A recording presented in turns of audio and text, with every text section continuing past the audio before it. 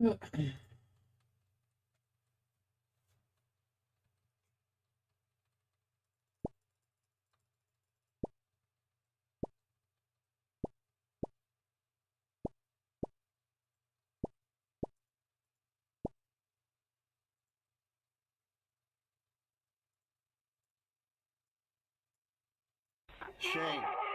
Shane?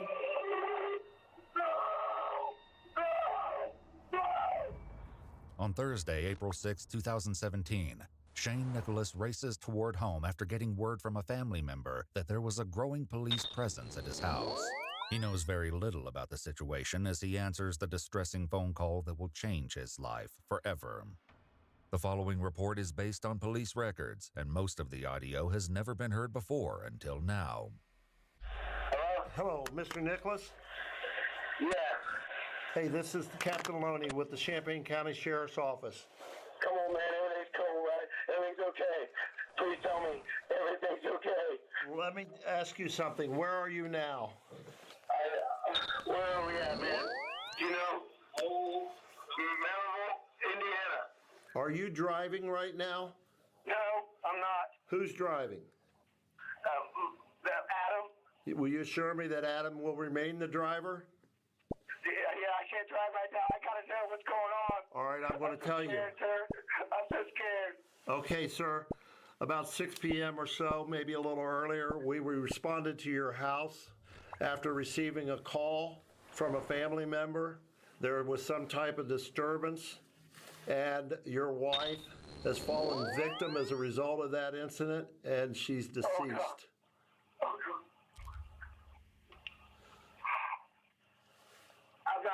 I've got processing what you're telling me here. I understand. Take your time.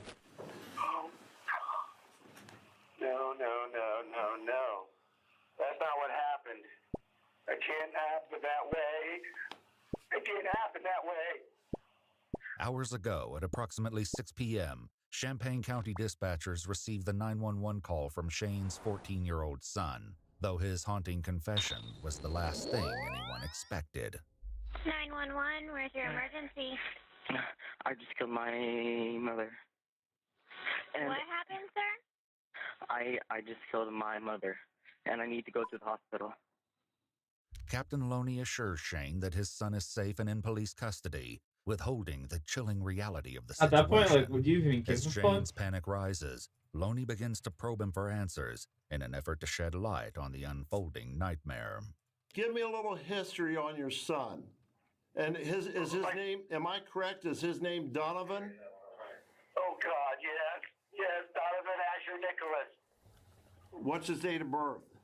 Oh, God, I can't think he's 14 years old. Okay. But I don't know. Okay. Has he been any behavior problem or anything to you? Never. The boy is soft-spoken. He's a genius.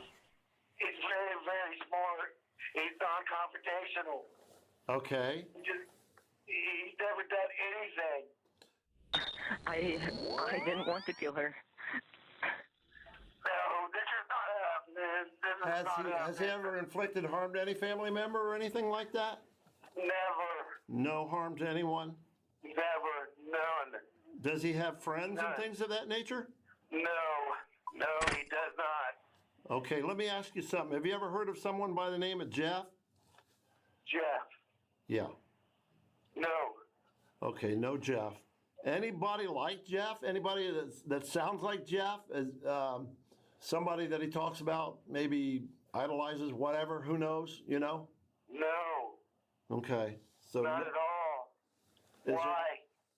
The confusing question stems from Donovan's earlier admission to the 911 dispatcher, as his confession takes a dark and twisted turn. It wasn't me who killed her. I guess. It was Jeff. What happened? Who did it? Jeff. Yeah. I'm sorry, this is going to be really hard to explain, but I kind of have another person inside me. Like, what happened to your mom? He killed her. He snapped. All right, are you able to say who's with you? I am by myself, me and Jeff. but I swear it wasn't me. It was Jeff. Jeff is inside me.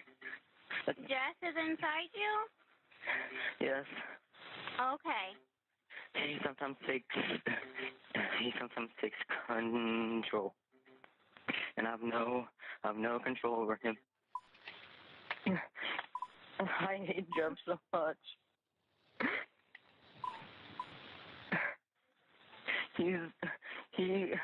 He's gonna make me die in prison.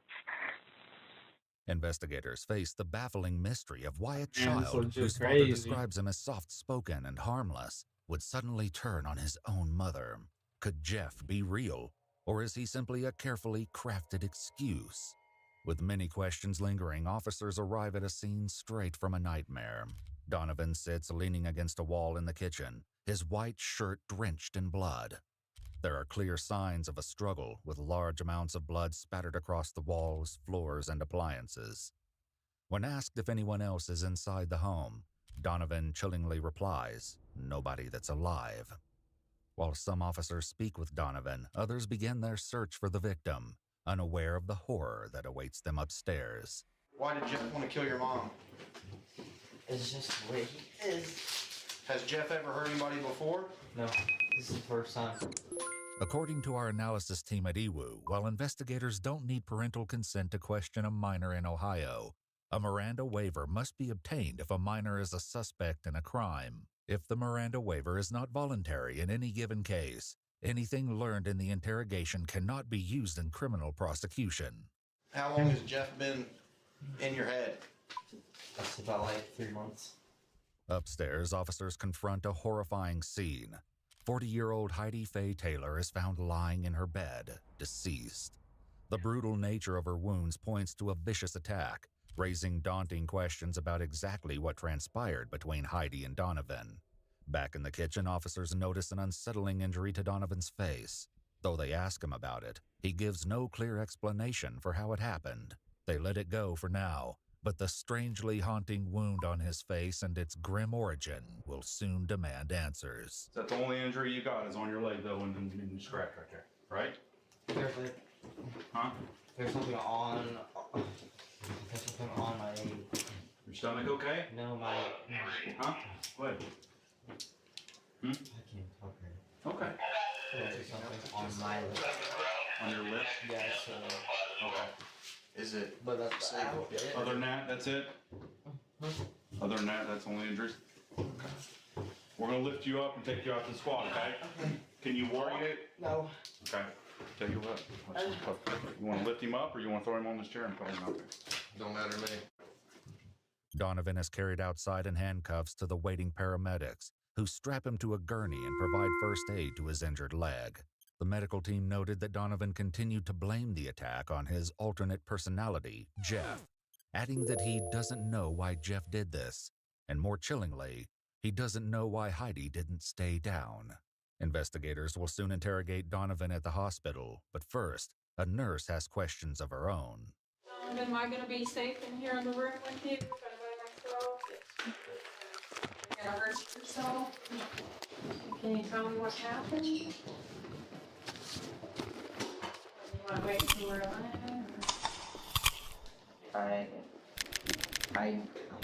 I have never been died.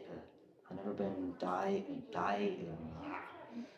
been diagnosed.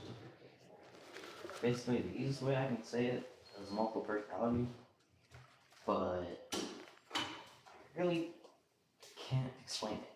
Because, like, multiple personality, like, They're usually not aware. they just talk to you.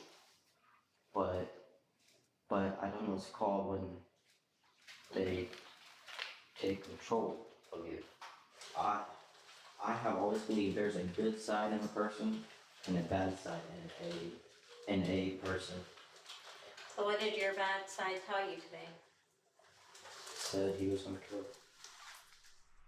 Her next question is followed by a startling revelation from Donovan, who clarifies that the victim is his stepmother. The other person that you heard, was it a family member or who was it? It was my mother. Your mother, okay. Well, my stepmother. Stepmother, okay. I don't know where my actual mom is. Okay. Do I just gotta do a quick controller? I'm using axe. She's no longer. Officers photographed Donovan's wounds and blood-stained clothing before reading his Miranda rights. Afterward, they begin diving into the harrowing mystery of the day's events and what may have triggered his sudden, violent outburst. Anything happened today at school? Actually, you know what? Did you have a bad day today or anything? Or how was Let's go school? straight down. School was totally fine. Or, Investigators would later ask a similar question to his classmate and best friend Tatum, seemingly in an attempt to uncover any clues or warning signs that may have hinted at what was to come. Have you noticed any changes in Donovan's behavior recently? No, actually, if anything, he seemed a little bit happier, like at school. However, while Donovan was in the library the morning of the killing, another student named Jake approached his table after being aggravated by a fellow classmate. In his anger, he asked Donovan if he'd ever been so mad at someone he wanted to beat them up. Donovan eerily replied, "No, but I would stab someone." The student shrugged it off as a joke, unaware of the brutal acts that would take place later that evening. So, other than what you told me about him so far, were there any other emotional problems that you saw or anything else going on that we need to know about? Not that I know of. Okay. However, a chilling journal entry begins to hint at a darkness growing within Donovan. In it, he describes his dream utopia in which all emotions are eradicated. He makes an exception for love, cryptically stating some people kill for love. But what did Donovan kill for? Shockingly, the journal isn't the only clue that something sinister was brewing. His English teacher would later discover a letter he wrote to him just before leaving school the day of Heidi's killing. However, its discovery would come far too late. For now, investigators focus on what happened when Donovan returned home. All right. So, tell me about coming home from school. What did you do after you came home from school? I took a nap. I took a nap. You took a nap. So you got home at 3, you took a nap. How long did you sleep? I'm gonna say about like an hour. It was supposed to be for a half hour. But Okay. So you took a nap. Why do you say it was supposed to be for a half hour? Who told you it was supposed to be a half hour? My stepmom. Okay. First, I asked if it could be a half hour. She said yeah. So I kind of oversaid it. Then what happened? After I woke up, I started cleaning my room. Then I kind of think Jeff wanted to come in. And then who? Jeff wanted to come in. Did you ever tell Dad or stepmom about Jeff? Why not? Because I was afraid they wouldn't believe me. Okay. And think I'll just be doing it for attention or something. Did you tell anybody else about Jeff? I told the press. I told Jeff. Who's the two people? After reassurance from the officer that he just wants to ask them questions, he reluctantly gives him 2 names. Her name's Tatum, and my really close person, friend, I guess, my girlfriend. Who's that? Madison. Madison? The thing is, she's in a different state. She's what? She's in a different state. Okay. She didn't go to school out there? Where does she live? Wisconsin. So how did you tell her? Phone? Yeah. I have no idea. How do you know her? Well, kind of embarrassing, but like. Either via Facebook or Online.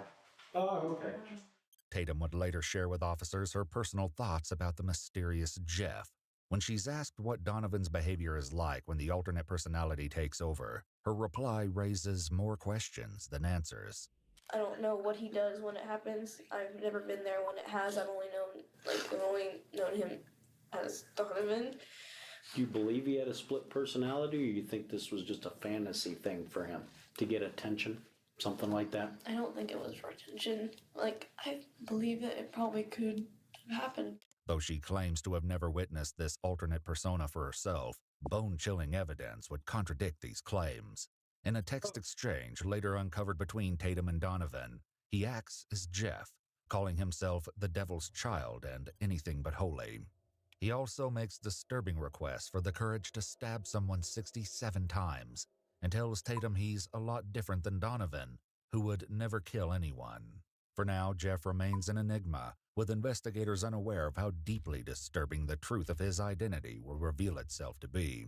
Meanwhile, Donovan continues to elaborate on what happened next. So, you're cleaning your room and you say Jeff wants to come out. Can you describe Jeff to me? How does Jeff act? He's homicidal. Well, yeah, obviously. But like, he laughs about things that he did today. And he's super fidgety. He always clicks pens or twirls a pencil or something. So can you tell me about what happened at home after you cleaned your room? What did you do? Come on, baby.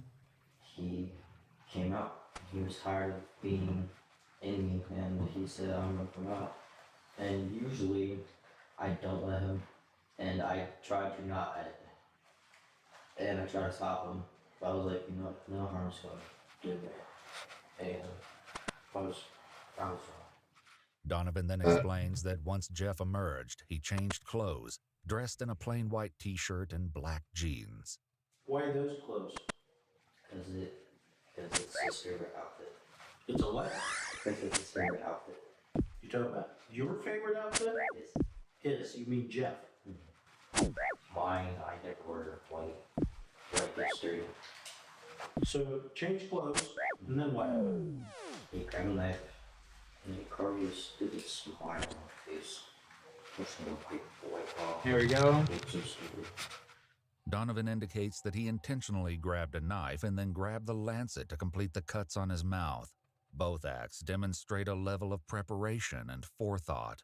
Donovan's cuts, extending from each side of his mouth toward his ears, created what officers grimly described as an exaggerated smile. His chilling explanation for doing this to himself would later leave investigators stunned.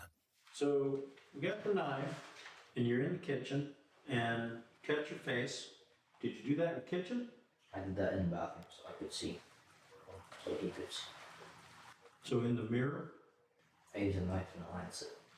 Not because the knife was too long to cut anything. Disturbingly, Tatum suggests that Donovan may have been sharing these frightening ideas with someone else. I really don't know of any problems like for him at home, like, but he didn't have anyone else like really to talk to. There was this girl. All I know is that her first name was Madison, and that they used to talk, and they met over like the internet, like an app, like they had never met each other in person. And he used to talk to her. I feel like they maybe just like fed off each other. Investigators begin attempting to search for Madison and quickly locate her Facebook account online. Though her profile is private, they're able to view photographs attached to the account. What they see as they navigate her gallery is nothing short of a nightmare, the disturbing images leaving them questioning the true horrific nature of Jeff. So, you have the injury to your face that you used the knife and the lancet for. Then what did you do? I was waiting for Mom to come downstairs. Now, when we're talking about Mom... Yo, Kyle, brother, how you been, buddy? How are you and the kids, man? Okay, yeah, so... It's How are you and the kids, my dude? Very kind of confusing, because like when I say me...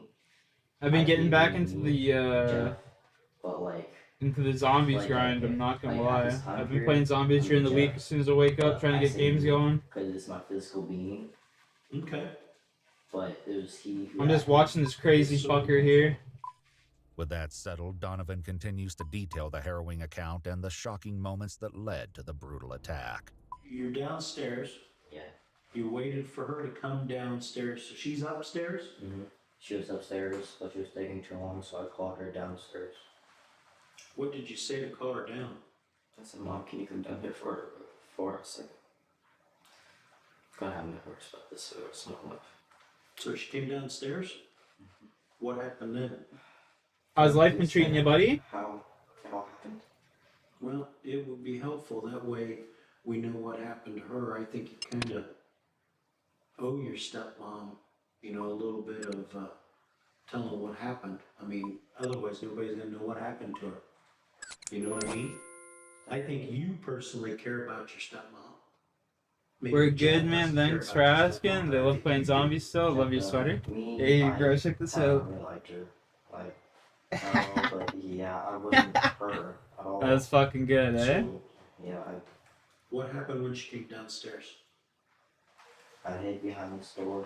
You like that one, So eh? she will- They still like she playing will walk zombies? by Good, man. Good. Easily. Mm-hmm. Yeah. Where was the door? The door was I love to in hear the that. living room. It's the right side door that has the glass. Anyways, when she came by, I kind of had like a panic attack because I can't believe Jeff was making me do that. So what happened after that? You said she came by. What happened after she came by? And I'm glad that. So your son's got one that's I'm similar? glad that he did this, but he. Let's go. But he hugged her. He did. And then after. Let's fucking go, he dude. hugged That's her, awesome.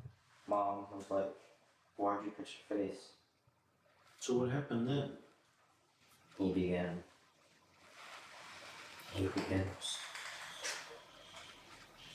Stop. In later interviews, Heidi's closest friend Angie and her daughter Ashley open up about Donovan, who they've known since he was just 2 years old. He's always been different, never really, like, I wouldn't categorize him as shy, but he didn't like people with very few friends. Like, he had friends, and it's not that he didn't socialize. He was an introvert. He's very quiet. Yeah, he's very introverted. What was Donovan's relationship like with Heidi? Very tense. Very tense. Why do you say very tense? Donovan has always been an issue for Shane and Heidi. And when I mean issue, I mean he's been, it's what they argue about. They always argue about Donovan. Donovan is the reason why their main reason why they fight? Yeah. They'll soon share more eye-opening details, explaining what they believe to be the source of the ongoing tension between Donovan and Heidi. Hey, what's up, guys, and welcome Meanwhile, to my... Donovan continues to share the horrific details of what happened next as he began the savage assault. She said, "No, stop. Just call 911." I was like, "No." How many times was she stabbed? Fuck is he? Trying to push the glass. I can't see him.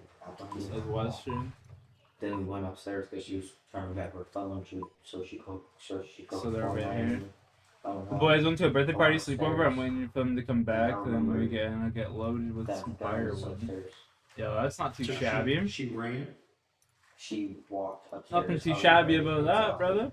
She Sounds like a good night for the boys, eh? She stabbed. They got out and get to be a little In rambunctious the and front shit. of her, the back of her, or something else? Everywhere. Anywhere the knife could penetrate. Nothing wrong with Then that. when I went upstairs, I took both of the phones because she had mine. Excuse me. So she. Fuck, man. I remember, I don't even think I ever went to a sleepover as a kid. I'm not gonna lie. I think I ever went to one.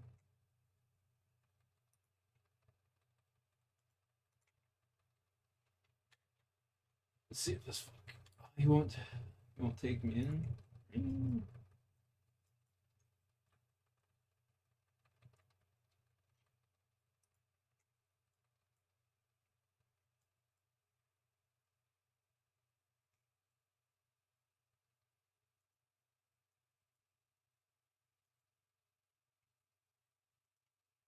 I think I gotta go in here for it.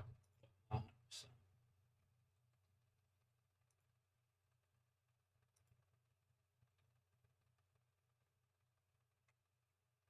You know where you went there? Good. That's the way it should be.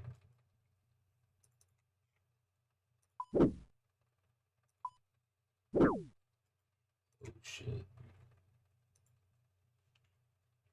Just the way it should be.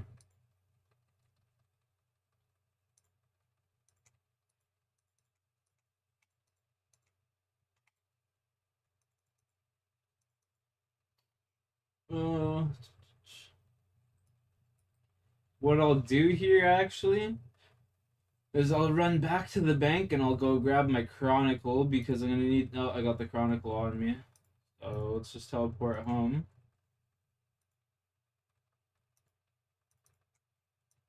Why can't I teleport? What the fuck?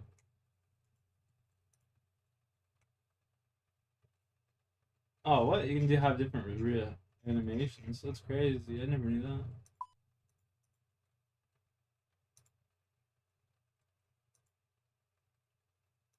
That's crazy.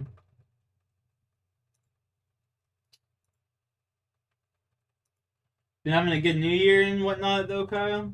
Everything's been going good at work and everything? She went upstairs. You followed her? Well, actually, I ran ahead of her so she couldn't call anybody before I got there. According to Donovan, when Heidi finally made it upstairs to the master bedroom, she laid down on her bed. What he did next would add a chilling new layer of brutality to the violent altercation.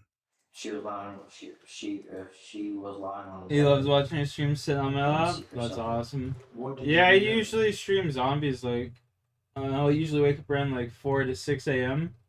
So I'll stream zombies then and see if I can get a game going for like an hour or two. And if I can't get a game going, then I usually just shut off the stream, you know? Me and Jeff couldn't see her separate. I thought it was done upstairs. I was like, this is the quickest way she will. So she's laying on the bed. Did she say anything else to you? Just call 911. And then after I said no again, I shot her and hit him. It had to be an accident. New Year's gonna make me a lot more money. Good. A lot. She was very frustrated. Good. And you said it had to be an accident. That's what I believe, yes. I don't think that either one of them know they get mad at each other. I don't think that they would ever hurt each other. Not intentionally. Kids and parents, they argue. They fight. Did the bullet strike her? How far away from her head were you? But we both wanted her to stop suffering. Jeff, likes to do this, but he doesn't like it. But he doesn't like when people suffer. And which hand did you hold the gun in? Well, both. I used to pull the trigger. I used both so I could aim and also didn't have to shoot close. A coroner's report would confirm the cause of death as a gunshot wound to the head, with more than 60 multiple sharp force injuries to her body. A tip of the knife blade was also extracted from her skull, while the firearm was located on the bed, lying next to her body. Did you know any history of any anger issues, any mental illness, any, depression, anxiety? She wanted to take him to a doctor. Heidi wanted to take him to a doctor? And her and Shane had talked about it. Why did she say that she wanted to? Was she saying things? Because maybe he was going through a depression. The fact that he was withdrawing, it was like three and a half years ago, he started to withdraw from them. Back at the hospital, the investigator urges Donovan to continue, and he soon explains the horrifying cause of the self-inflicted wound to his leg. So you threw the gun down on the bed beside her, and then you went back downstairs? What did you do downstairs?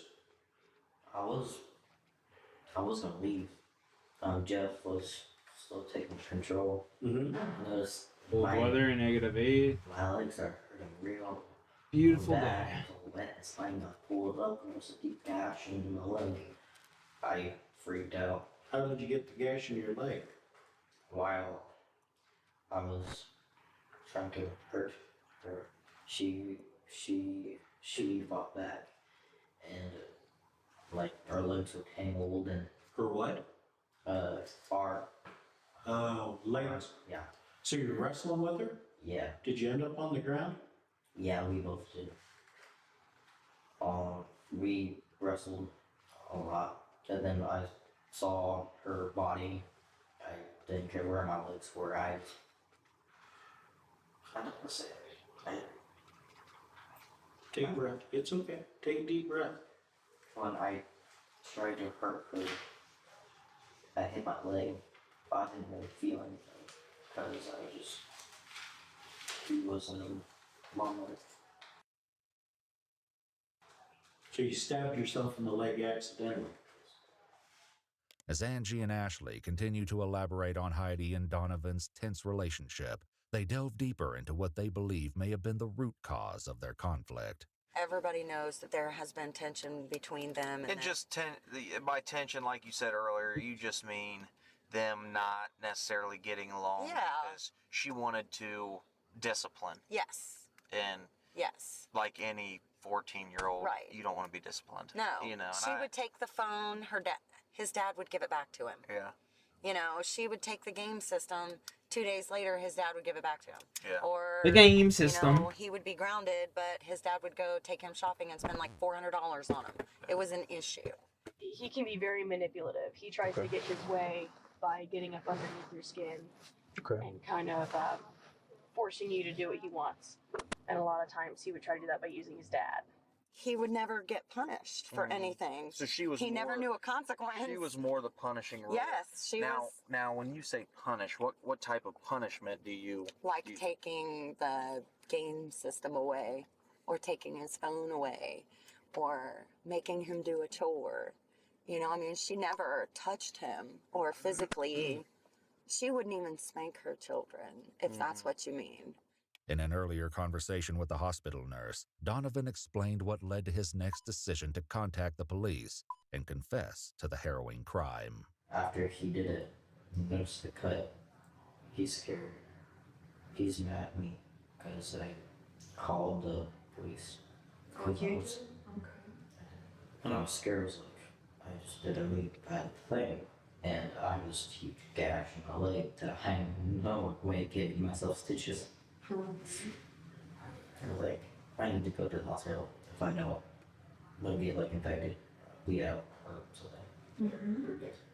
So he's mad at me for coming here because like he thought like, That's crazy. just do it and run. Now I also can't run, so was smart enough to make plan B.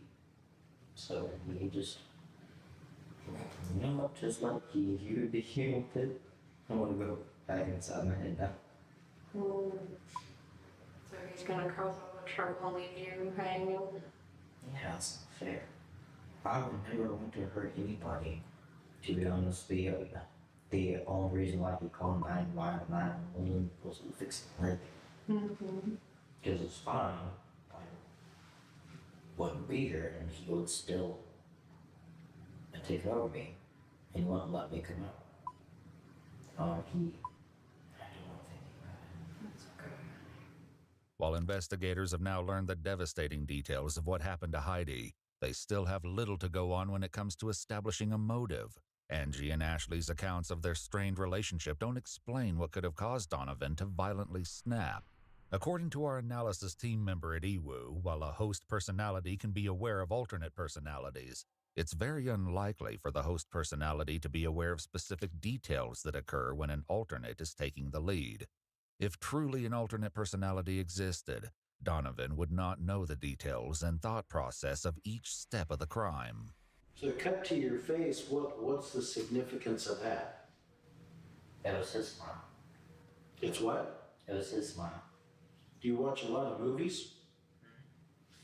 What other character has a smile like that? Jeff the Killer. That's where Jeff kind of came from. But that's just a story. It wasn't a movie. What's that story? I'm not familiar with it. It's called Jeff the Killer. What's it about? It's about this kid. His name is Jeff. And he moved into a new house. Anyways, long story short, Coke Pigs bullied him and beat him. So the first time he stabbed one, just to get away. Second time, he was also defending himself, because they came back again and they were trying to kill him. Then, he killed the leader, and then the second leader, the second person I heard, the second person named Keith, he set him on fire. That's why his skin's all white and his hair's black. And then after he killed Randy, he snapped, and when he came back from the hospital, he was pure white. He had a white shirt, a white hoodie, black pants. When he came home, he put a smile on his face. Creepypasta is both a website and a term for horror-related stories and images that are shared online. Donovan earlier explained his fascination with the website to the nurse, mentioning names that may be hauntingly familiar. Creepypasta, right? Yeah. What kind of, I mean, besides this Jeff on there, what else is on there? Jennifer Slenderman and Slender Man? Slime Dog, Alice Jack, Ben Drowned, The Rake. There's a lot. It's really good. It's really cool. Jeff the Killer, one infamous character, first began circulating as an image in 2008. Its disturbing origins widely disputed in online forums. The image has inspired many artists and even fan films. Another friend of Donovan's named Skylar sheds more light on Donovan's chilling fascination. He was kind of one of those people who, obsessed with scary stories. At least that's how I saw it. He had a picture on his phone that was Jeff the Killer, which is what he mentioned. So that kind of, I never heard about it until I met him. And I was like, that's a pretty weird story. Though depictions of Jeff the Killer vary, several haunting details remain eerily consistent. He's always seen depicted with a wide, sinister grin, wearing a white t-shirt or hoodie and black jeans, the same clothing Donovan put on as he claims Jeff took over. When's the first time he ever brought up this Jeff the Killer? He actually never brought it up to me. I saw it on his phone. Oh, you saw it on his phone. Did you ask him, like, hey, man, what is that? Yeah, and then he told me that it was a creepypasta story called Jeff the Killer. So I looked it up, and I thought it was one of the creepiest stories ever.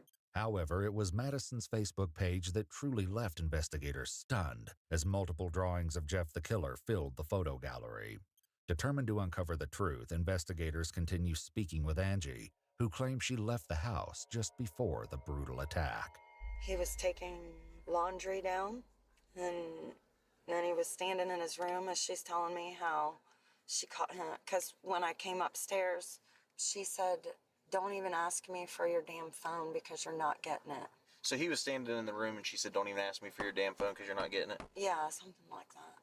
And then she turns to me and she says, I caught him sexting today. And I said, what? I said, Donovan. And she said, I'm tired of this. Heidi confiscating his phone, preventing him from contacting his girlfriend Madison, may have been the final act that pushed Donovan over the edge. However, his earlier confession to the hospital nurse suggests it wasn't one specific action that set him off, but a combination of factors. Was there something that set Jeff off today? No, it was really today. I mean, what seemed to bring on the attack? She always yelled at me for stupid stuff, like, I don't know, like, not, like, doing this is wrong, or like not sweeping the right spot, like normal parents yell, but not at the absolute top of their lungs for not doing dishes right. And once I sat down on my knees, because she was crying, and wouldn't stop, so I set it down, my mom hit me. Sometimes she would be mean with the things that she said. And as a mother, I've done the same thing. I'm not perfect, but I know, she would say, and that's the only thing that I can think of that as a kid, you don't want to hear your parents say crappy things. But all she would say was like, I can't wait till he's 18. But I mean, she never, would she, look at him and, dumbass or stupid or, nothing like that? No, I mean, she would say pain in my ass. Yeah, well, I can't tell you how many times You're I've been... a pain in my ass. I can't tell you how many times I've been called that. And he would just sit there, if other people are around. However, as Angie left the home, Heidi and Donovan were alone when Donovan viciously ended her life. Later, Donovan's teacher contacted detectives about a letter Donovan left for him before leaving school the day of the killing. In the letter, he describes reading a book about a serial killer, his haunting words leaving sinister clues about his intentions. He claims killings are a part of human nature and can't be stopped. The letter and the glaring warning signs would be discovered far too late. Following his treatment at the hospital, 14-year-old Donovan Asher Nicholas was arrested and charged with both murder and aggravated murder, with mandatory prison time for a year each for having a firearm under his control while committing the crime and for using the firearm during the crime. He was transported to the Central Ohio Youth Center. On July 2018, Donovan was found guilty of all charges and sentenced to life in prison with the possibility of parole after 25 years. However, 5 years later, on June 15, 2023, the Ohio Supreme Court overturned the sentencing, stating that Donovan, a juvenile at the time of the crime, had his due process rights violated when the court used its discretion to certify him as an adult. These records are confidential. While we haven't been able to verify these details, according to news reports, Donovan has been released from jail. Iwu reached out to Donovan's family to determine his whereabouts and didn't get any response. Robinson 911, where's your emergency? Of course he didn't get a response, bro. That kid's gone into hiding for the rest of his fucking life.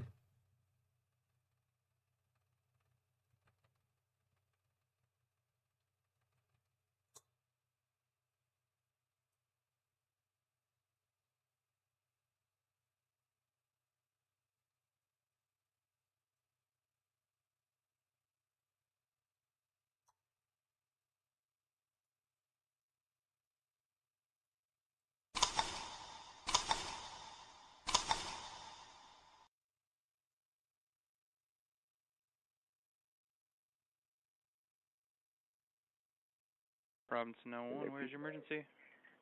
Hey, I was just calling. I tried calling the fire department to see there's a fire in our subdivision, but it may just be them burning brush because they're building houses, but I wasn't sure.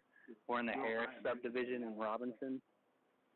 They said to call to see if somebody had a burn permit. Okay. Does it look like it's being attended by anybody? I can't see anybody over there.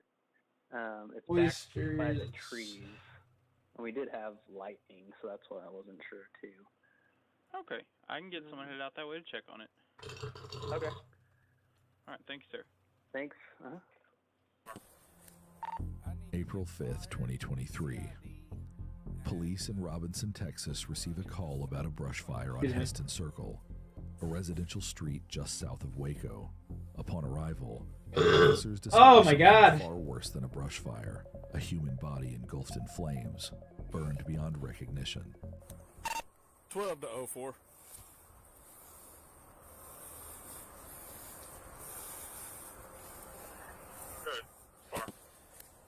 I need you to No, get it's fire, just left. Are you kidding me? and 04 out here. This looks like a body that's burning. This guy starts gagging.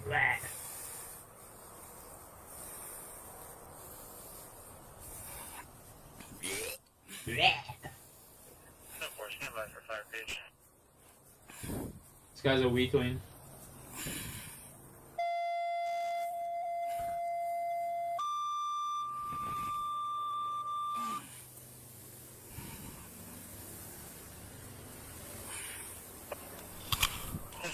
Fire unit, around 2500 block of Yoder Lane, 2500 block of Yoder is going to be the last tree off Heston Circle.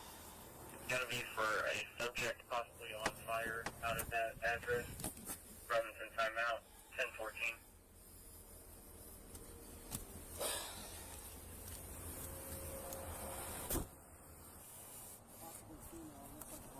I got to about right here where I hosed it with the fire extinguisher.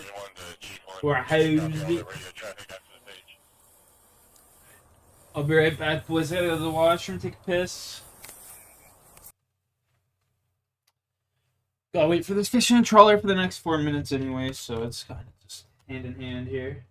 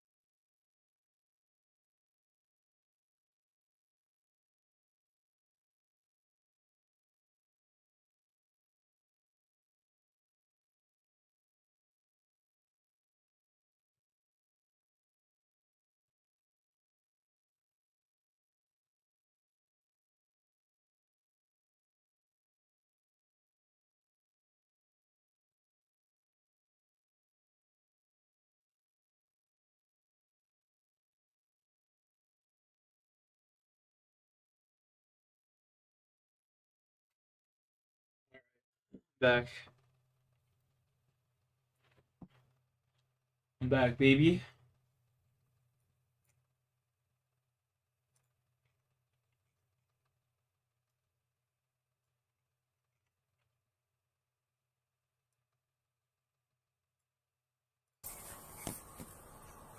I scooch to the side so I can go ahead and get a couple pictures. When I parked here, I was like, alright, that looks like some logs laying there burning. And as I got up close, that looks like a leg laying there. And then I got a little closer and I'm like, that's a body. It's a grim scene. Rain is falling steadily. Hail is coming down hard. And there's another element adding to the complexity of the situation, making an already challenging moment even more difficult. Go ahead, reposition your vehicle. Okay. What's up, puppy?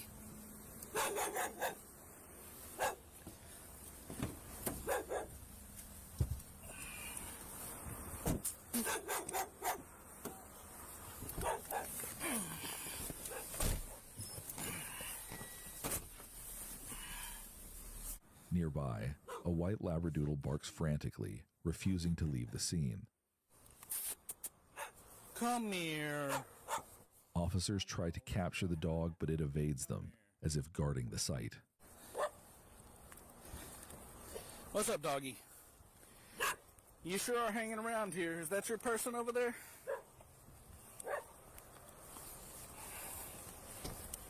Hey, the way that dog's hanging around.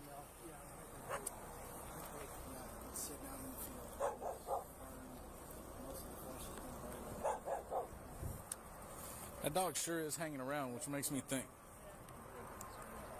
Is there anybody at the station that could bring us the chip checker? Like at the fire station or over to the PD? Is the dog trying to be protective or trying to lead us over there? Because it looks like she's trying to lead us over there. Come here. What I don't want her to do is I don't want her to pass through it. Right. I should have grabbed this steel axe while I was out there. Fuck. It's okay. Bronze axe is dog shit. 10:36 p.m. Re-entered scene because it's flaring up to put it out with the extinguisher again. Yeah, just destroy the evidence, homie.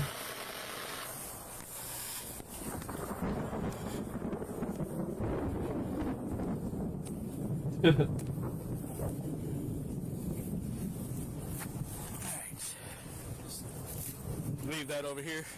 Because it's got about one more squirt. It's got about one more squirt left in it. Okay. Bro, can I get some points? Holy fuck. I just want a rusty sword, man. I need to get a fucking better axe than this bronze axe that I'm using. This shit sucks. Jesus The next Christ. morning, a local resident finds the same dog sitting at the scene where the fire had been burning. The citizen calls Robinson Animal Control, who are able to capture the dog and scan its microchip. They learn the dog is named Titan, and he belongs to Mandy Rose Reynolds, a 26-year-old from San Marcos, Texas. Police call the phone number linked to the dog's tag. They leave a message and quickly get a call back. Robinson Police. Yes, Bro, I'm my not name's even Andy getting any Reynolds, points! and I got a message that you guys found my dog. Oh, perfect. Let me put you on just a brief hold here. Give me one moment, and I'll get you with the person that can help you. Awesome, thank you. You're welcome. This is Detective Perry. Hi, I just got a message saying you guys found my dog. We believe so. So, what is your dog? He's a poodle retriever mix. Poodle retriever mix? Yeah, he's white. Okay. Where does the dog belong? Well, I was on my way to Wichita, Kansas, and I live in San Marcos, and Titan is his name. He just ran off. He ran off from where? From Waco. Were you staying in Waco? No, I was on my way to Wichita. Okay, then you made a stop somewhere? Yeah, out of rest area. What was your name? I apologize. My name is Mandy. And where is the chip registered out of? The chip would be registered out of Tennessee, I believe. That's why we named him Titan. Who named him? That's why we named him Titan. Me and my fiance. Your fiance Yep. Do you want me to come get him, or I don't understand. Is he at the pound? So we just put him at the pound, but we put a hold on him because we were trying to figure out who he belonged to. We didn't want him to, come up available for adoption without, not trying to find the owner, right? Well, the microchips has my info on it. I mean, they messaged. And fiance, what's his last name? Is he there in San Marcos with you? No, he's not. He's in Wichita. He stayed. So you were coming back from Wichita, or you were going to Wichita? We were going to Wichita to drop him off because he wants to see his grandmother. She's sick. So we were on our way. So we're on our way there, and Titan run off, and we looked for him for a couple of hours. And how long ago was this that he was? I should bail some oh money. heck, it's been I don't know. This would have been around 1 in the morning. What, last night? About one last night? Yeah. What time did you guys find him? They ran the chip this morning. Oh, okay. So I'm just trying to figure out how far this dog went. That's pretty incredible. What you said you were at a rest stop? Like, was it a gas station? Yeah, some type of gas station. Like a truck stop? Kind of describe it to me. Sure. Yeah. I mean, I really couldn't in your average gas station, I guess, in Waco. I know that's the only thing I remember is that it was in Waco. Okay. And what kind of vehicle do you drive in case we try to meet up and get this dog back to you? I'm in. Well, hold on. Well, what vehicle am I in, or what vehicle was I in? Yeah. What were you in? I was in a silver Toyota Camry. Like a newer one, older one? Sure. Detective, I hate to cut you off, but I'm actually at work, and I just I want my dog. Yeah, I'm sorry no, I guys. understand. I'm sorry you guys had to deal with that, but yeah, I'll just come. I'll come get him. What is it? I mean, 100 miles. So that's what I'm trying to figure out is so your name is Mandy Rose Reynolds. Sure. So about 1 o'clock last night, you and were at a rest stop. Oh, and Jesus Christ! Yes. What? I mean, what is the interrogation about? No, I'm just trying to make sure I understand why. You know what? That dog, that's my dog you guys have. Let's get that straight, detective. Okay, and that's fine. I understand that. You know what? I'll just come to the pound. Goodbye. Less than an hour later. Goodbye. This guy's guilty as fuck, eh? Mandy? Yeah. Hey, this is Detective Perry. I think we got off on the wrong foot. So the reason I'm asking some questions, I'm just going to be upfront with you, okay? We found your dog in a field, okay? In the field was a crime scene of a deceased person. And that is, so I didn't want to give you all the details because that's kind of sensitive, right? But that is why I was asking some questions to verify how the dog got there, what's going on. And so I think it's just fair for me to let you know that information to understand why I'm asking certain questions, okay? Oh, wow. So I do apologize. I should have probably told you that easier, but some things you just don't want to disclose to somebody because they might have trauma from the past as well. Well, sure, and I've just been stressing about Titan, and we paid a lot of money for him, and I mean, geez, a field. Good Lord, I just wonder how long he was outside, So, and now you understand why I was asking questions. I'm just trying to get a timeline of maybe how long even the pup was out. I'm sorry, sir. Wow. That's okay. That's okay. I can't even imagine what he went through, and then now there's a deceased person. Like, oh my God. So, guy's so ungenuine. It's insane. Was it last night that Titan ran away? Yeah, it was just last night. So, or I guess I should say this morning, you said? Yeah, it was been about, I don't know, midnight, 1. Midnight 1? Honestly, sir, I don't know. It's something like that. Okay. This number comes back to a different name. Are you on somebody's phone plan? No, yes. Okay. Whose phone plan are you on? This would be my fiance's grandfather. Okay, what's his name? My fiance's grandfather. Yes, I just wanted to verify that way I can close that name off. I'm going to be frank with you, sir. You know, I'm sorry that this happened, but I cannot waste my whole day speaking to you. You know, I'll come get Titan, and you guys can cross me off your list. I'm sorry that is so unfortunate, but I'm not going to be guy's so guilty. interrogated when my puppy ran off. No. I'm just trying to verify, like I said, some information. I'm just. No, sir. No, sir. You're being you're being very pushy, for one. For two, you're treating me like a criminal. Okay.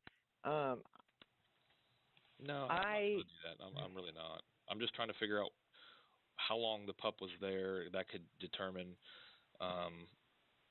if the puppy messed with the body. If the puppy messed with the body. I mean, yeah, dogs are natural scavengers. You think my little Titan would go? Oh my! This fucking guy's voice, man, is such a Detective, punchable with all due voice. respect, do not call me back. Well, Titan is on a police hold. You're not going to be able to get him out. Titan is on a police hold? That is correct. Well, then I will have my attorney call you. To the police, something seems off about the conversation. Why is Mandy being so defensive? Her story doesn't seem to add up. Acting on a hunch. Wait, that was a chick?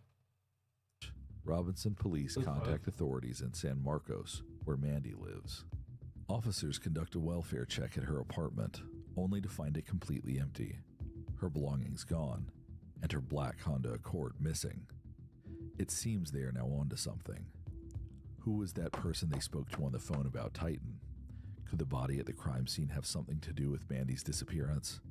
Police run Mandy's vehicle through a license plate reader database and discover it's been spotted in Wichita, Kansas, nearly 500 miles away. A search for her car gets underway. Meanwhile, dental records confirm the burned body is Mandy Reynolds. An autopsy reveals she was shot in the head, and her killer tried to destroy evidence by setting her body on fire in the field. Investigators conclude that Mandy had been burned inside a large plastic storage container, where they also discovered a spent shell casing. Mandy Reynolds was a kind-hearted soul. Her friends and family described her as vibrant, creative, and generous. She had recently opened her home to her cousin, Derek Joseph Dagno, giving him a chance to get back on his feet. What she didn't know was that this act of kindness would have devastating consequences. On April 8th, 2023, Wichita police spot Mandy's missing car. When officers attempt a traffic stop, the driver speeds off, leading them on a high-speed chase that reaches over 100 miles per hour and lasts nearly 30 minutes. The suspect vehicle involved in O1, possible O1 suspect in the vehicle. Keep that in mind. I don't know where he's at now. It's pure adrenaline right there. Get a perimeter.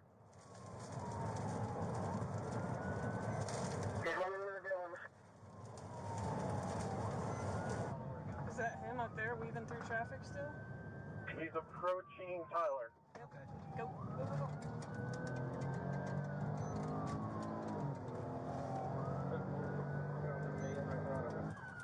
Right out, right here.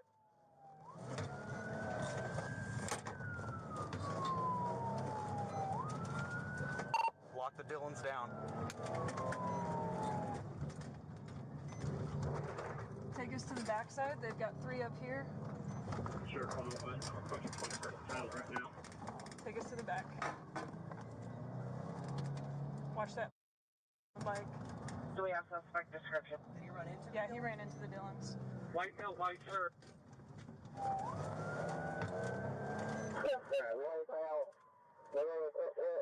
White shirt.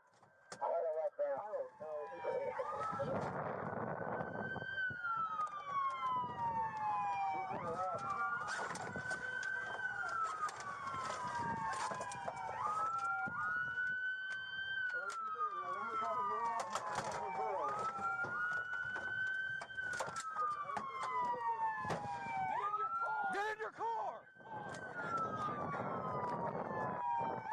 Morning, Sleepy. Hey, Sleepy. What's going on, Rocks? Get somebody to the rear of the Dillons. Back up, keep cover, back up, they're leaving.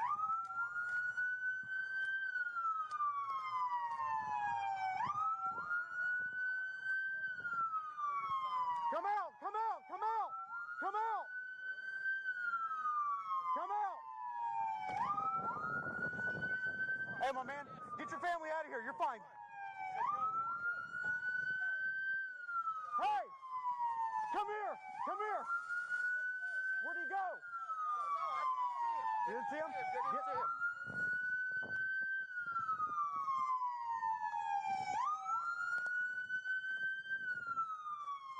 That guy's probably Chasing shitting his at a pants. grocery Like, store, come the here! driver crashes the car and then flees on foot into the store. He's able to hide for a little over 2 minutes on a shelf behind canned goods before police finally discover and arrest him. We have people in the store. We have it. What's it? 283, we're in the store. Let's get a bunker in here. Look, he's over there. I hear something yelling.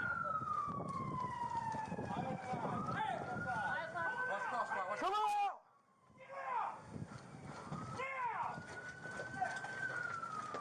You make any movement, you will be killed!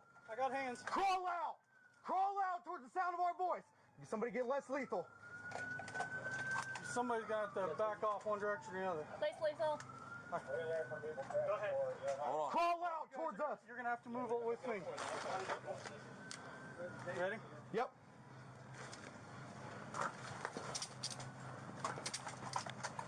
Pull them out. 283, clear the air. One in custody. We need to go with cameras. Make sure you didn't toss anything. Let's get EMS inside for the suspect. Aisle 5 might be withdrawing. Or ODing, sorry. Hey, brother, what'd you take? What'd you take? Hey, did you take something? Pills? He might have taken something. Alright, so we get him outside.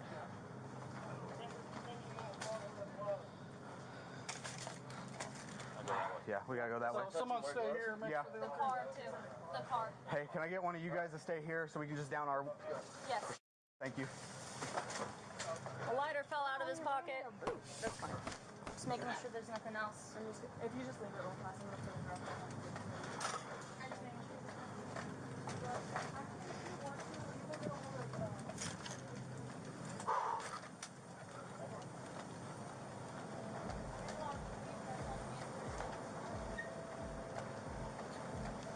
Is that you calling it? Yeah. Good job, man.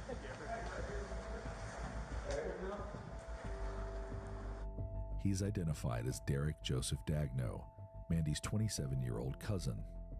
Derek Dagno's extensive criminal history reveals a troubling pattern of offenses that allowed a dangerous individual to move freely between locations. Tools like truthfinder.com provide a glimpse into this history, tracing his previous locations and possible associates. Through Truthfinder's subscription-based service, public records such as location history, criminal charges, and more become accessible, painting a disturbing picture of a repeat offender who frequently slipped through the cracks of the justice system. This information highlights the importance of understanding someone's background to safeguard personal safety and community well-being. Investigators are finally able to connect the dots. Derek had been staying with Mandy in her San Marcos apartment. Just days before the murder, surveillance footage would later show Derek purchasing a gas can, a shovel, and a large plastic container.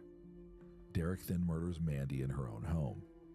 Investigators would determine that Derek shot her in the head before transporting her body and Titan to Robinson, Texas. Evidence from the car links him to the crime. Inside, they find the pistol used to kill Mandy. In November 2024, Derek Dagno stood tall for Mandy's murder. The evidence is overwhelming. The surveillance footage, the murder weapon, and his attempts to flee. The jury was presented with his extensive criminal history, which included 9 felony convictions dating back to when he was 15 years old. Among these were violent offenses, such as a shooting he committed in Kansas as a juvenile. It takes the jury just 30 minutes to convict him. He's sentenced to life in prison. After the verdict was delivered, tensions boiled over in the courtroom, leading to a heated argument between members of both families.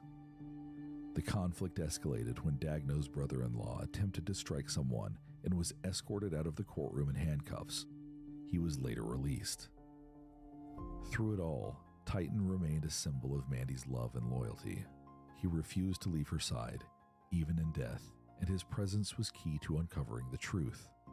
A GoFundMe has also been set up after her death. A motive hasn't been identified, but authorities learned Mandy had recently moved from Idaho to San Marcos, Texas, to be closer to her best friend. Filled with excitement for her future, she was considering college and had so much to look forward to. But Derek, under false pretenses, reached out to Mandy, leading her to travel to Kansas to bring him back to Texas for what she thought would be a brief visit. Little did she know she had invited a killer into her home. The story of Mandy Rose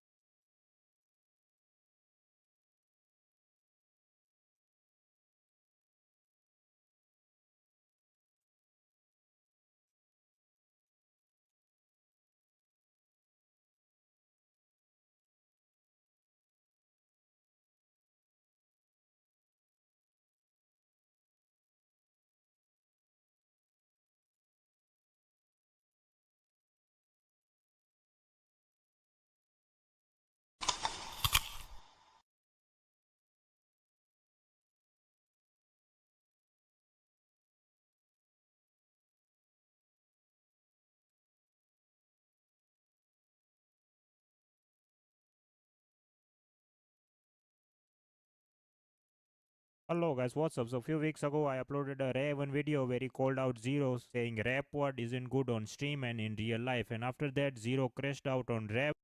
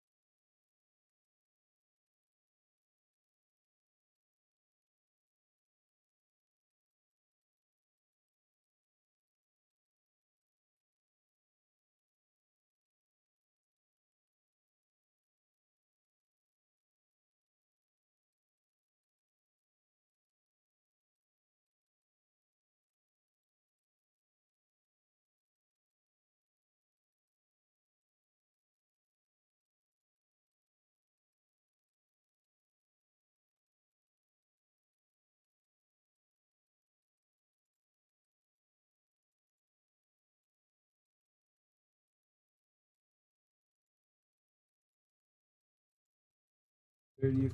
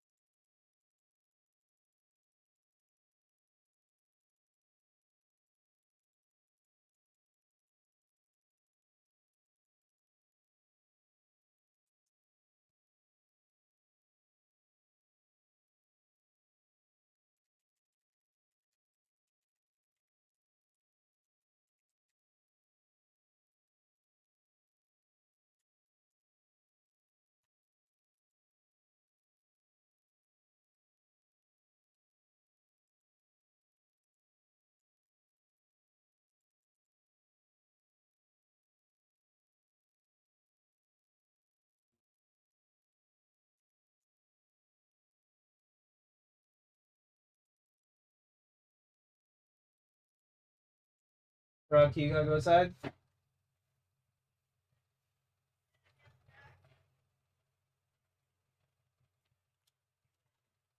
Keep going.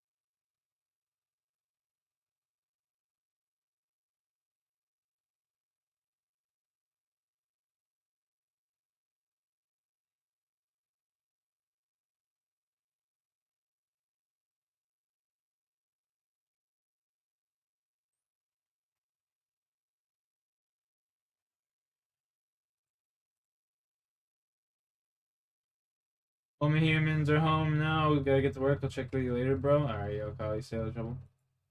I never been even seen that till now. Holy shit.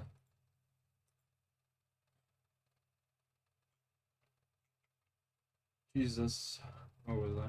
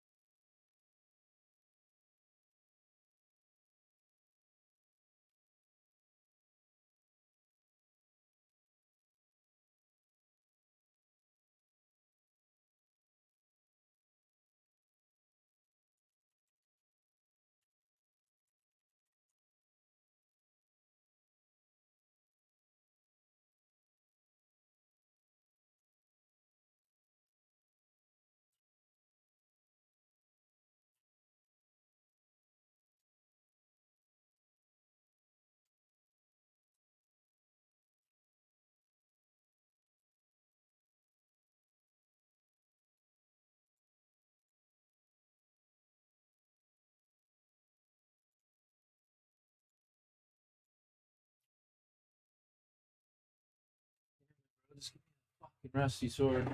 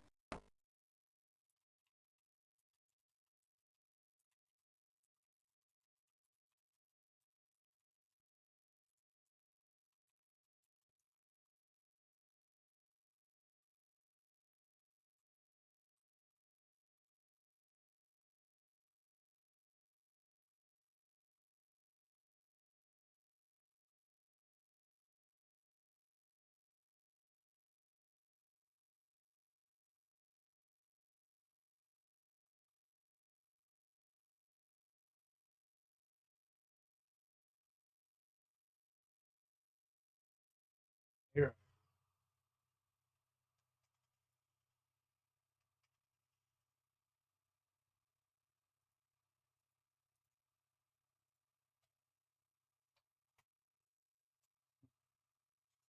Buddy.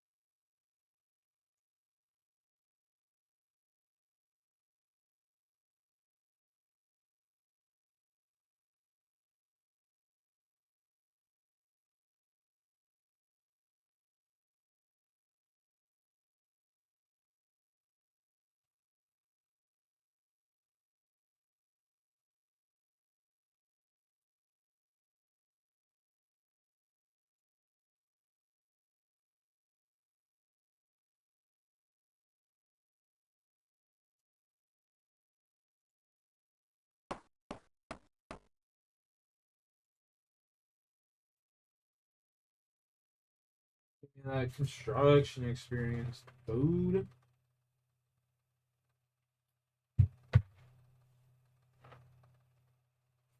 Go do Winter Todd later a little bit just to get like 200K or something.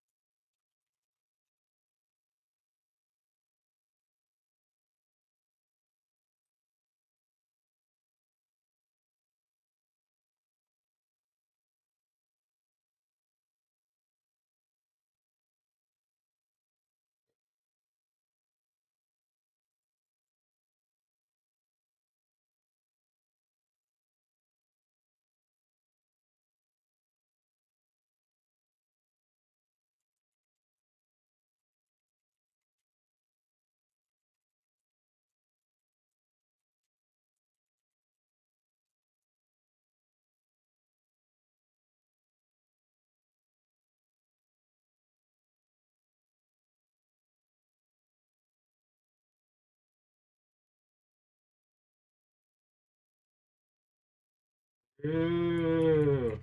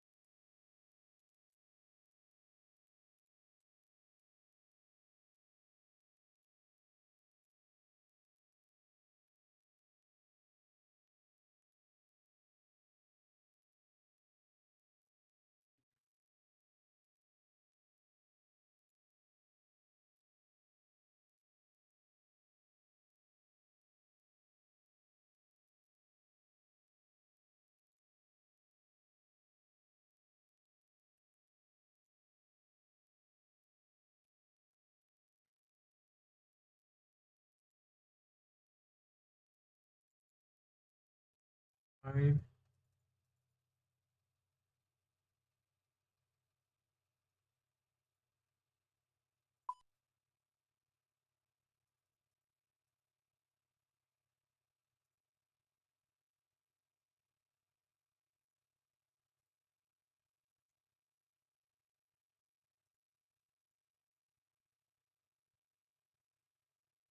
Let's get my already cloak here.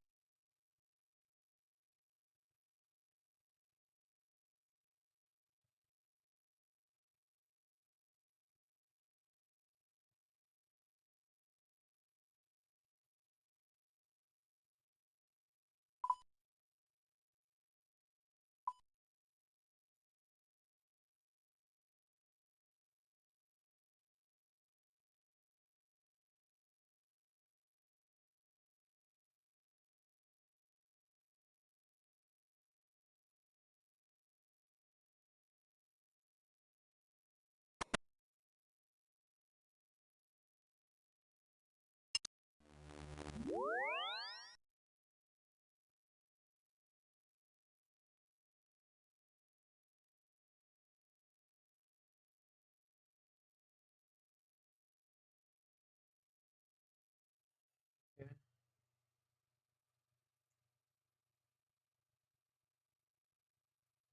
And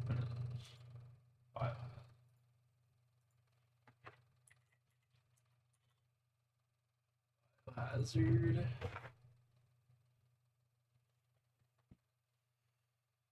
Finish this quest.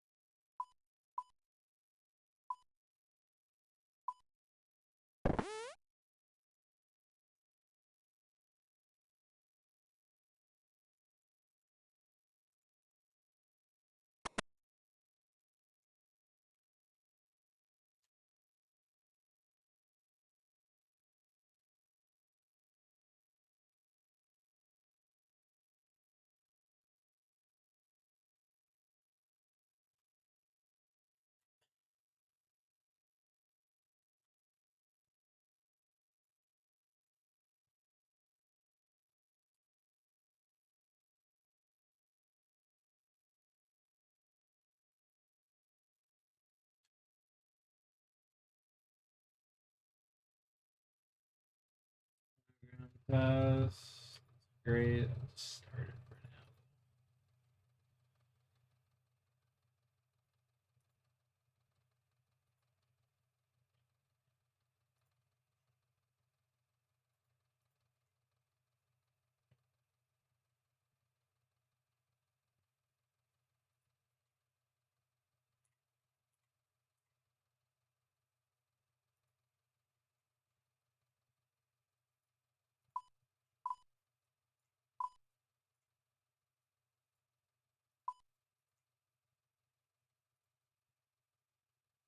Finish this.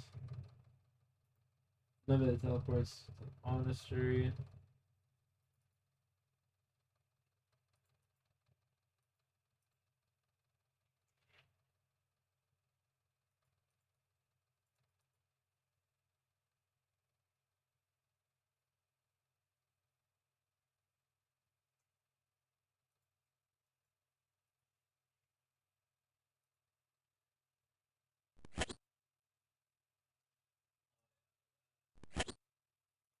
We'll get our cloak.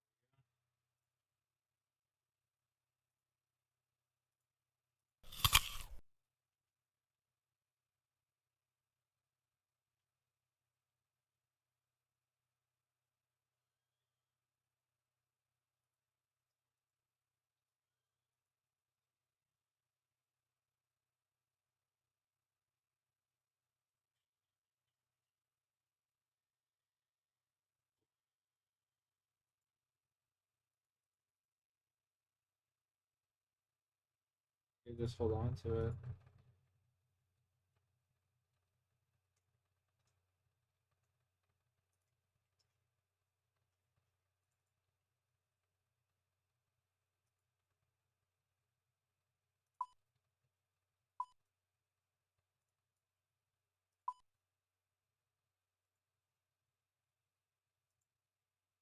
Okay, just hold on to it.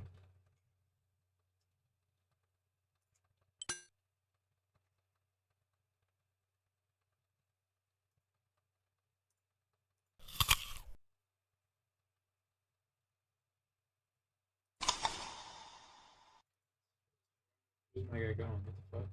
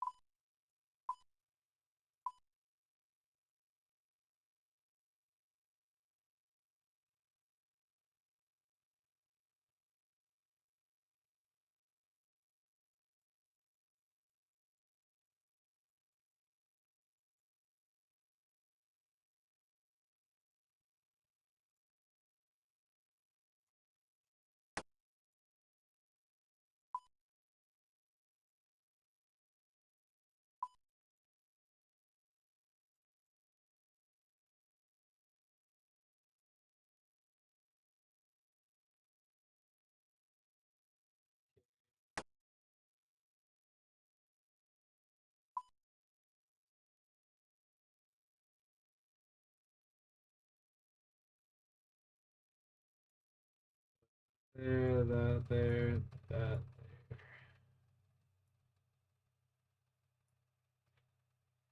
Take out the cat. Over to Wester, I don't want to get 200 death rounds.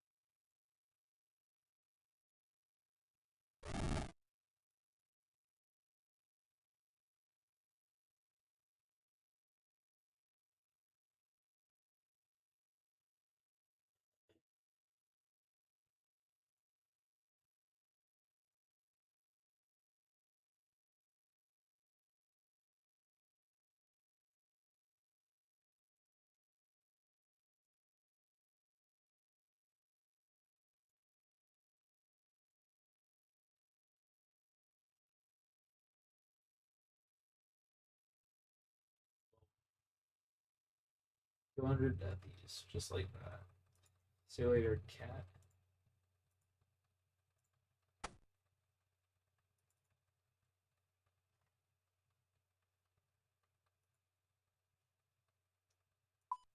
Do I just bang out a teleport? I think I'll just do this quest quick.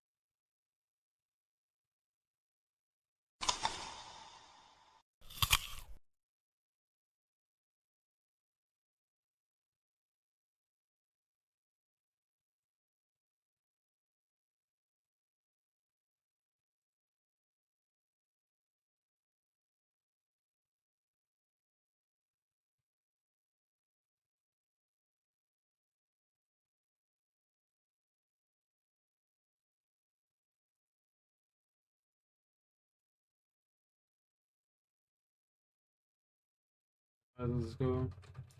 Might as well just go for the coins.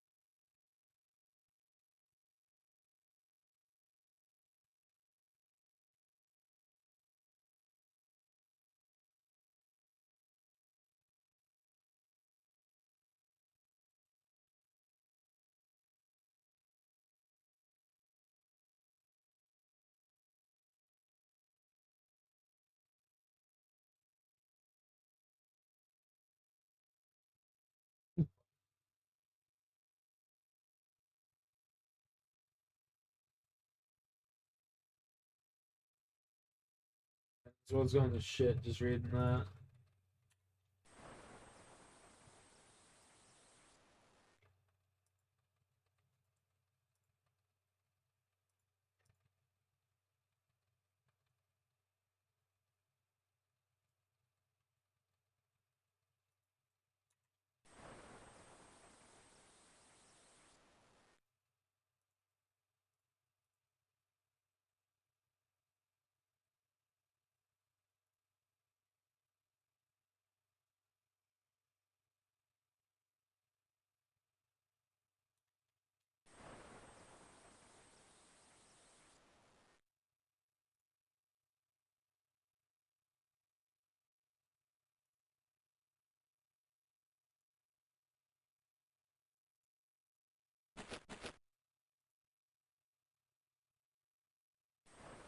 We're ready to fight this fucking guy. Let's go get him.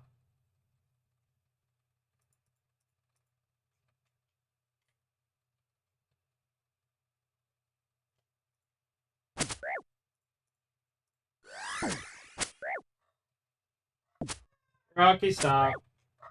Hey.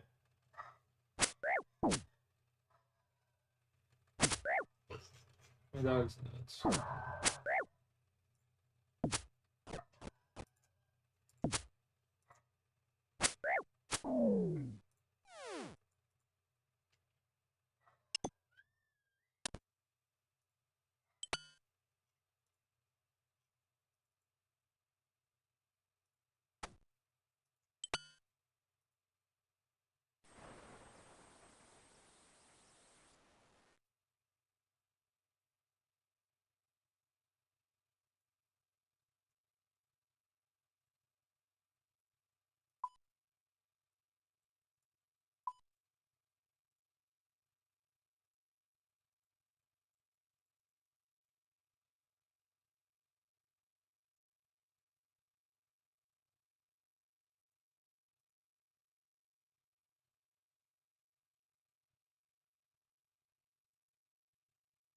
$100 XP for thieving.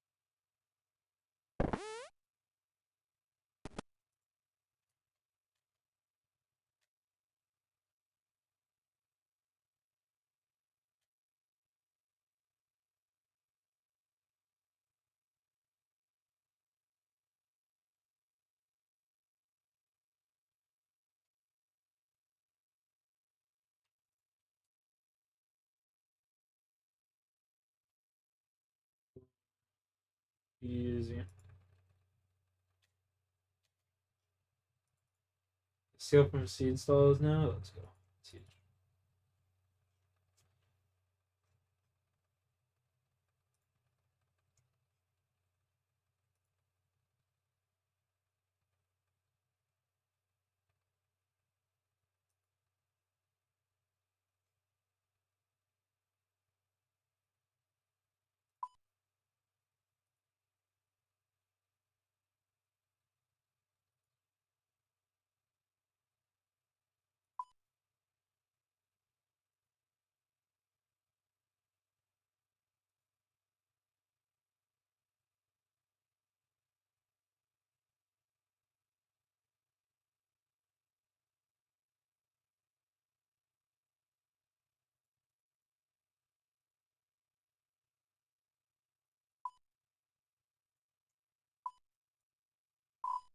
Do I worry about that right now?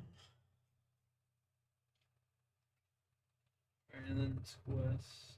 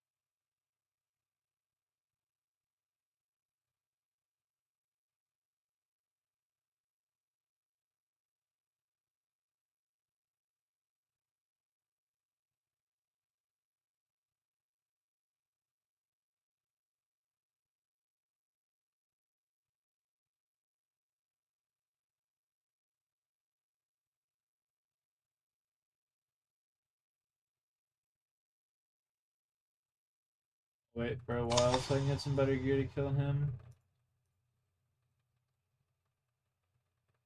Holy grail.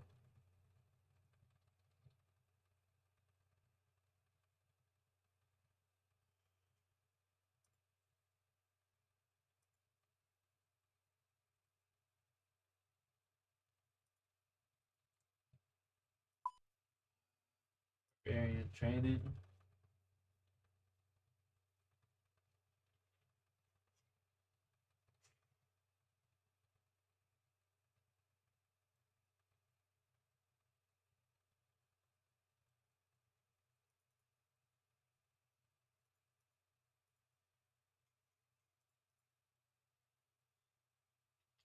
See here.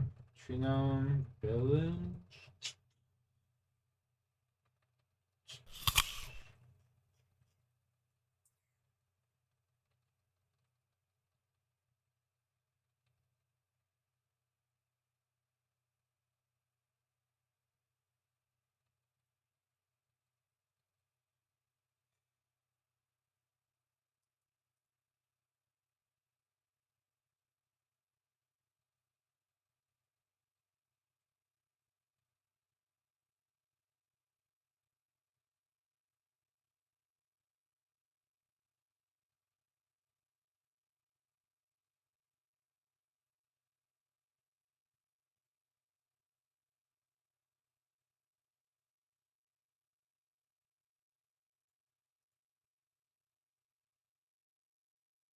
I could see this quest, I guess. Ooh.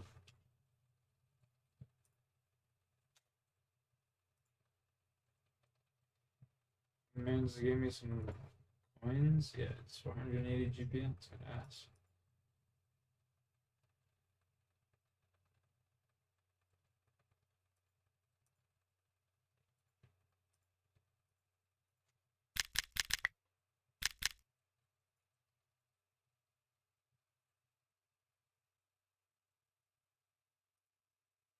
Get ready for a quick quest guide for the train. Easy there, buddy.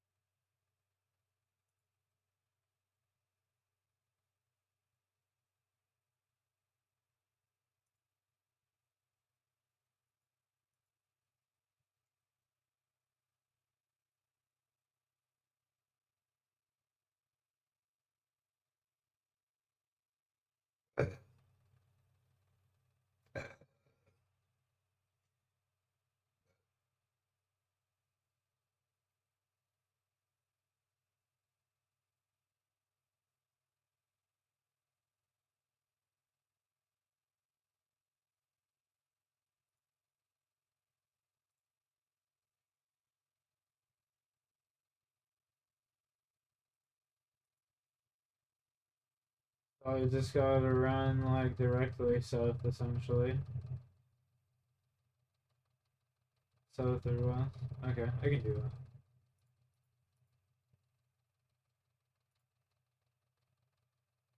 1100 attack, spirit tree access. Yeah, that'll be nice to be able to go to the Grand Tree.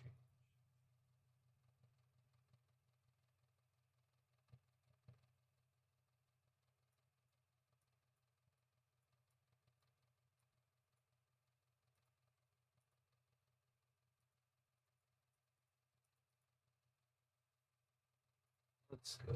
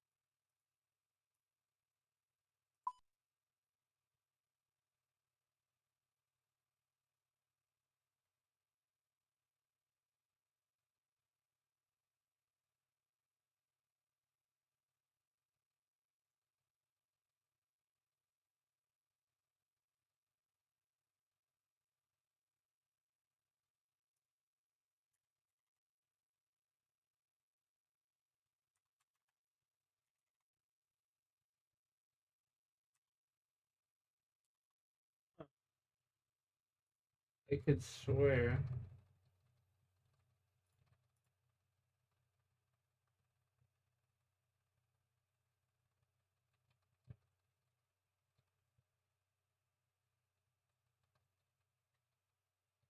Interesting. I could swear I had a pair.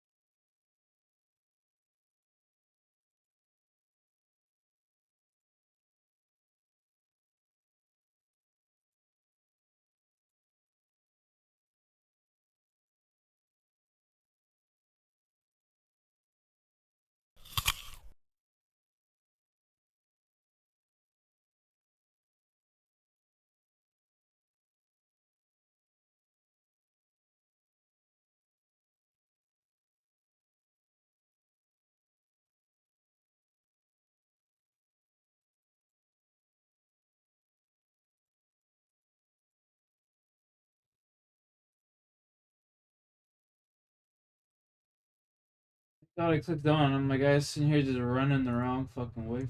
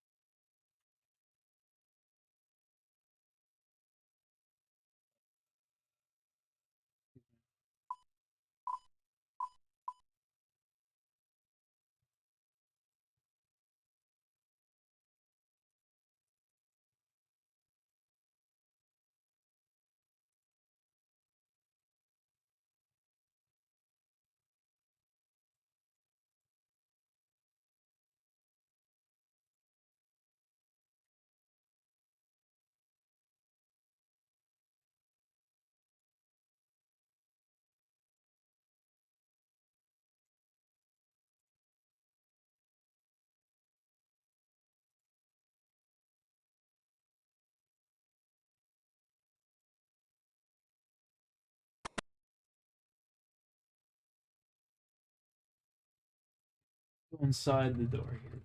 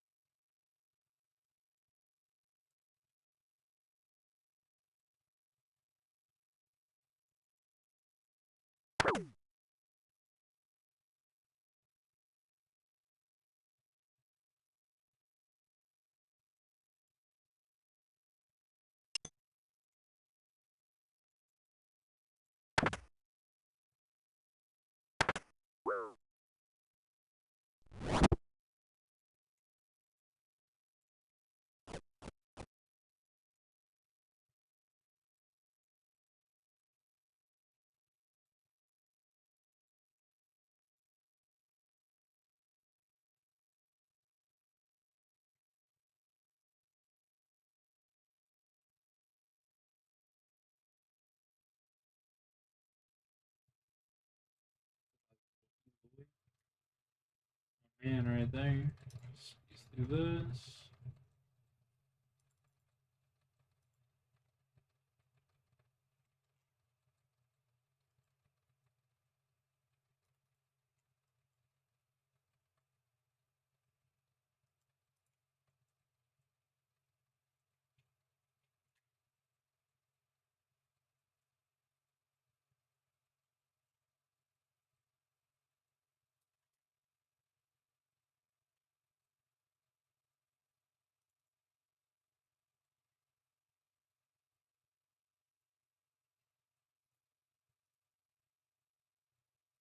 Wait, yeah.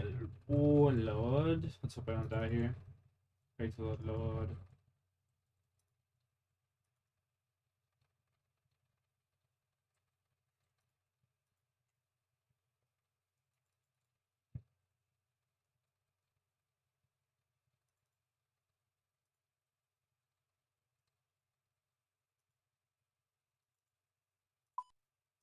Stay all the way up here. Chill.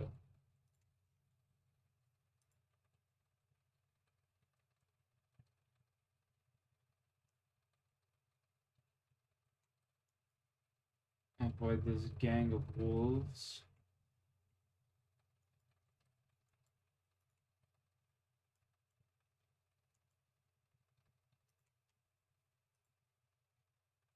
Just let my stamina replenish here for a quick few seconds. It's like 25%. Something like that. Yeah, 15 will be good.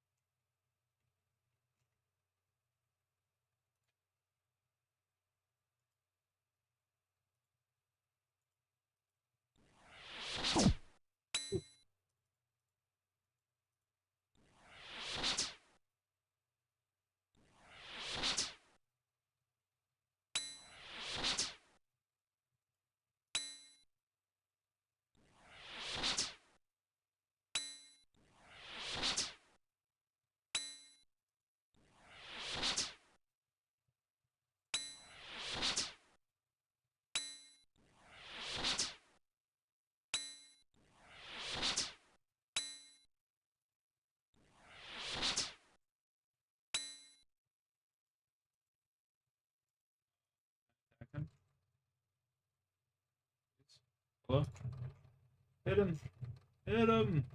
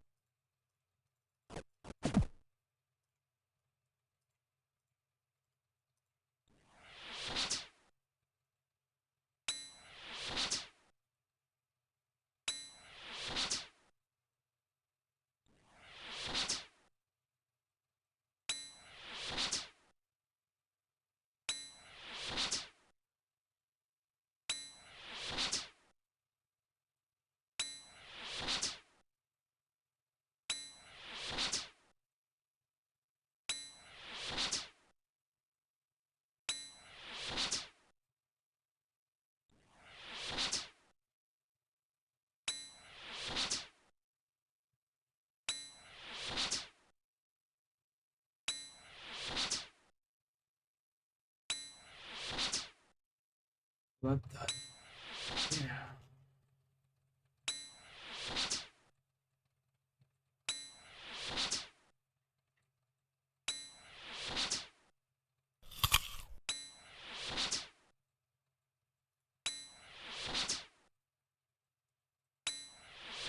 Ooh, big eater.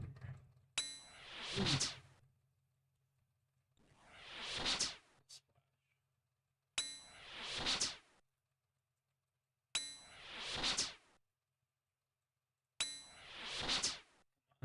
Give me something nice. Something nice I can order about.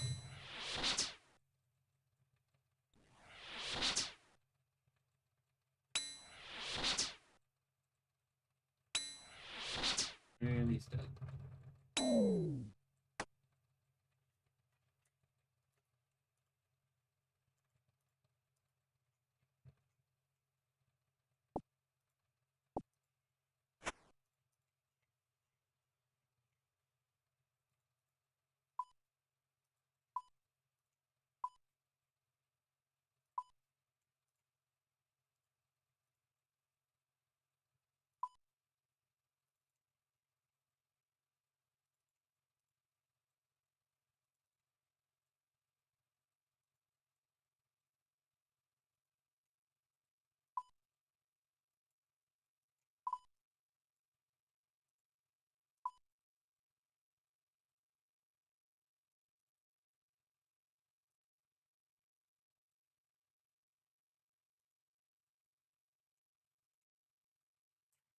I'm gonna save this antique lamp for rune crafting. 30 rune crafting, throw it in there, boom. Getting closer to making laws.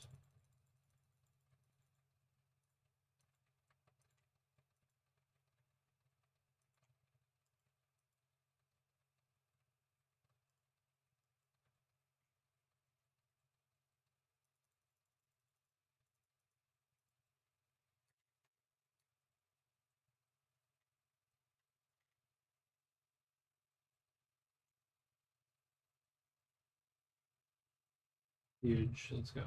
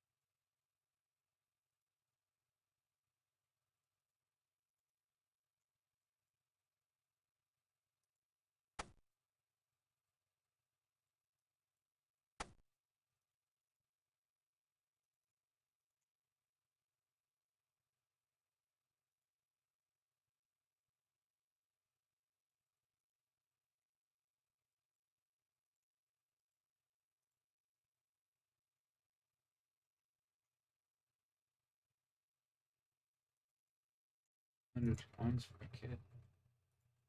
This despicable cunt.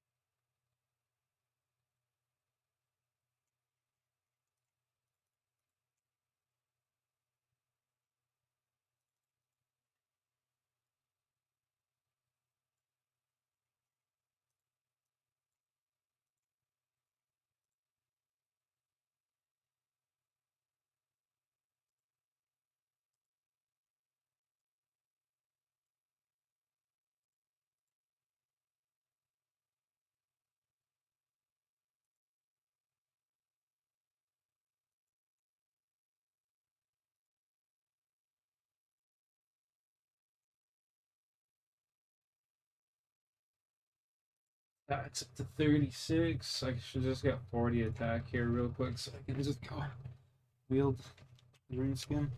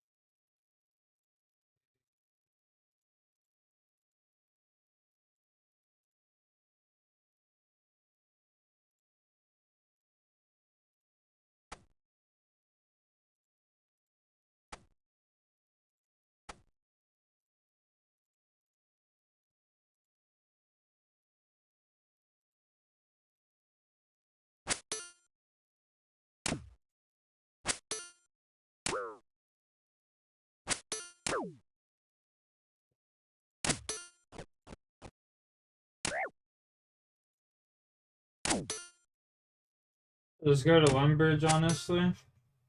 Probably what I'll do. Just go to Lumbridge and kill some frogs real quick. Just get 40 fucking attack. AFK that shit for a little bit. And I can get some, beginner clues to do that with too. Some runes and shit. Maybe a couple fucking, you know. Couple, I can't even think right now.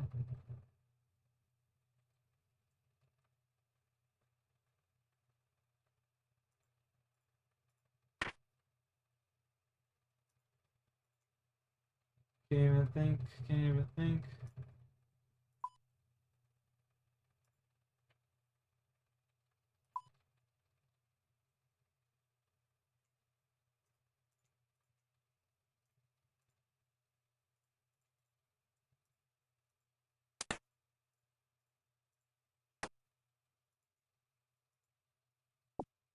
Might as well just go sell this at the store.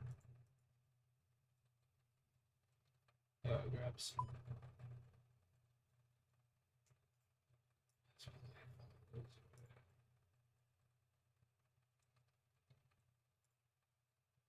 Was it?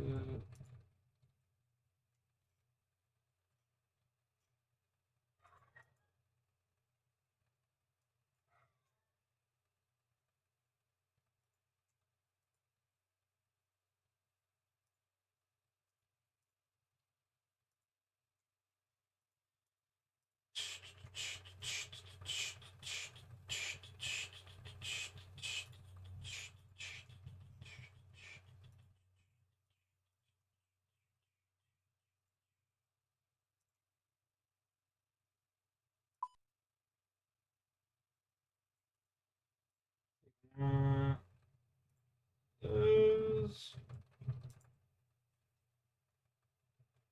Take one of these and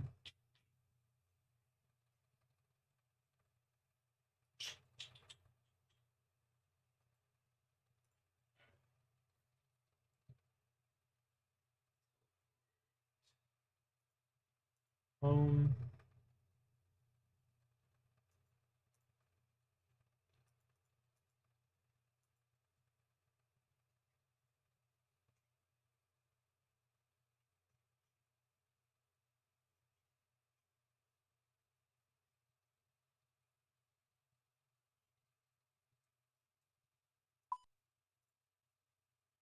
Go AFK some of these.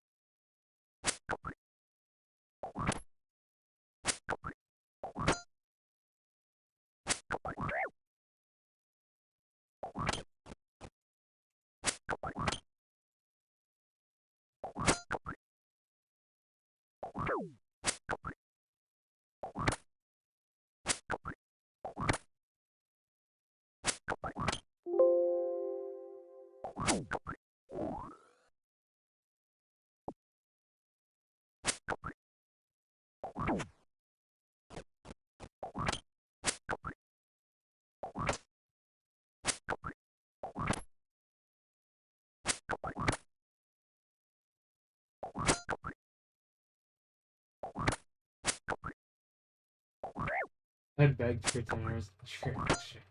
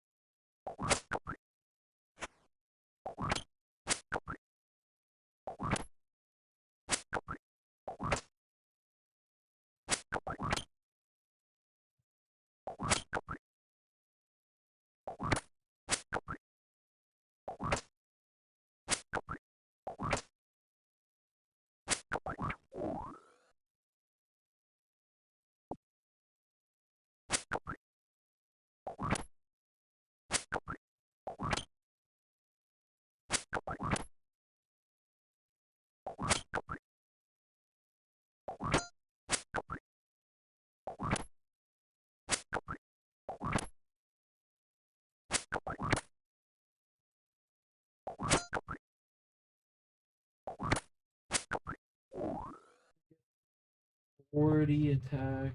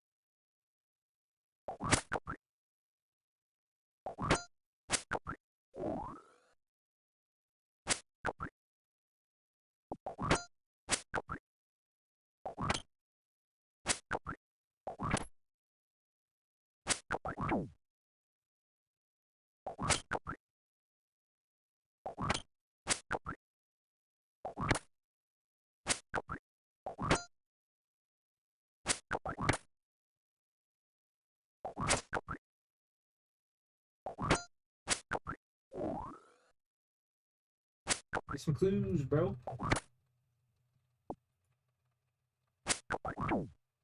Come on.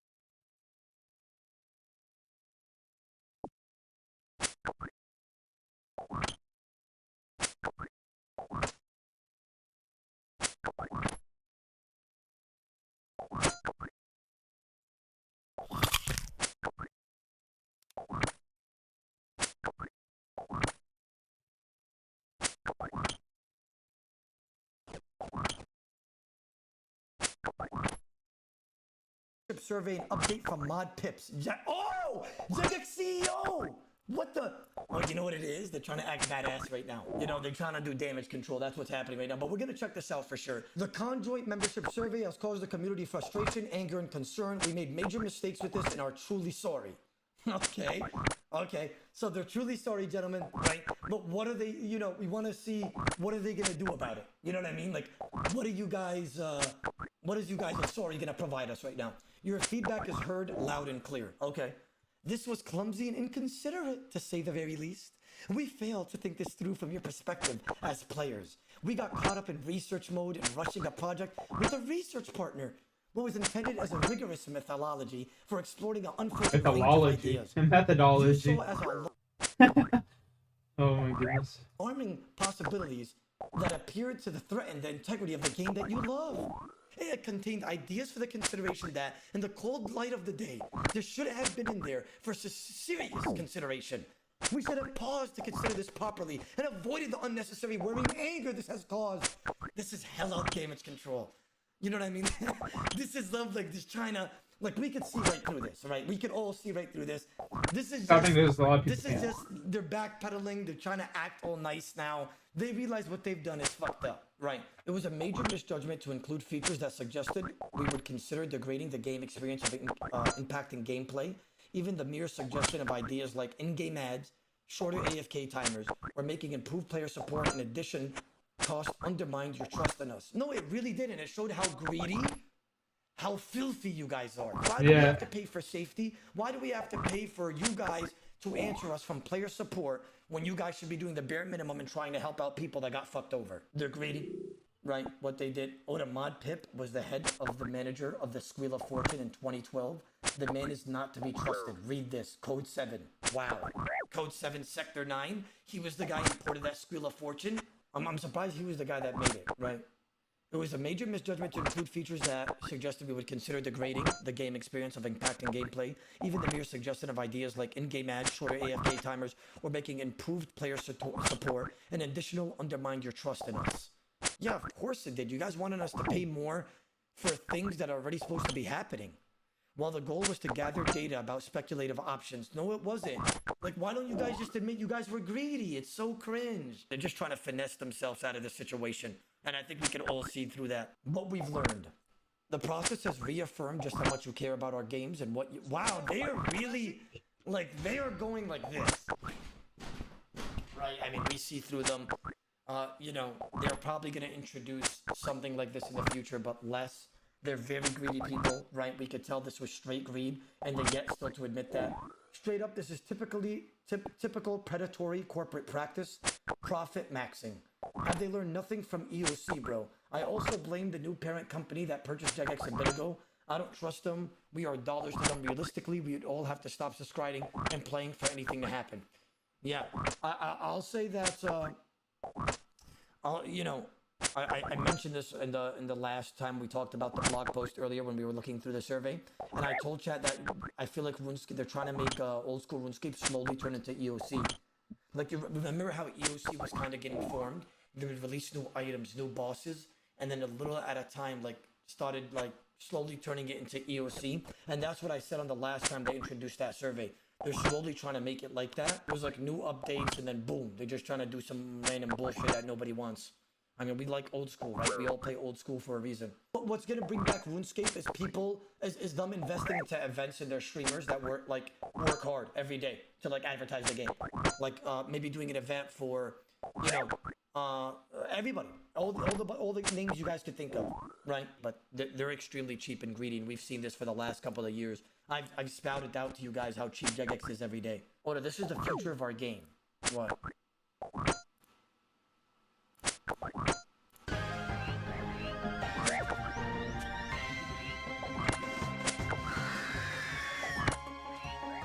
McDonald's World Famous Fries, and the time is just one. Who are you, and how do you do that? Ba-da-ba-ba-ba. He was dead. He came back. He didn't pick up the Army Hill. He's dead. Oh no. Oh no, what happened? Yeah, that's pretty accurate. That's pretty accurate. I'm not gonna lie. That's pretty funny. Hold on. This is Mod Matt K calling us out. What is this? One thing in Jagex's history, which they've done, which is bad, which has affected membership numbers, and that was EOC. Every time you guys riot about something, every time you complain about something, every time you go out there and say, we're going to cancel all our membership because you want to take away RuneLite, you guys never do it. Never. Maybe drops by like 0.001%. You're that. You're all mouse, all of you. You don't follow through. He's not wrong. Like, chat, like, he's not wrong. Right. I feel like even people, like, he's not wrong. Right. I think people say that they're going to cancel their membership, but they love RuneScape too much. So no matter If what I were happens, to unless it's continue to something really raise the severe, price they're way just too gonna keep much, playing RuneScape on the side and not give a fuck about what drama's happening. I mean, he's not wrong. Maybe it will drop by, like what he said, like 0.1111% or something. Everybody's addicted. Something crazy has to happen for everybody to be on board to do that. Like the re-release of EOC or something. Then the membership would go fucking crazy. And those who do unsub on the day, sub about 2 days later because they're like, oh, I don't like free play. I want my account. I want to play the game. So yeah, sorry guys, but yeah, you don't see through it. There'll be. He's not wrong though. I completely agree. We will not make any plugins or features on our official client paid options. We want to ensure you that we do not plan to gate features behind paywalls.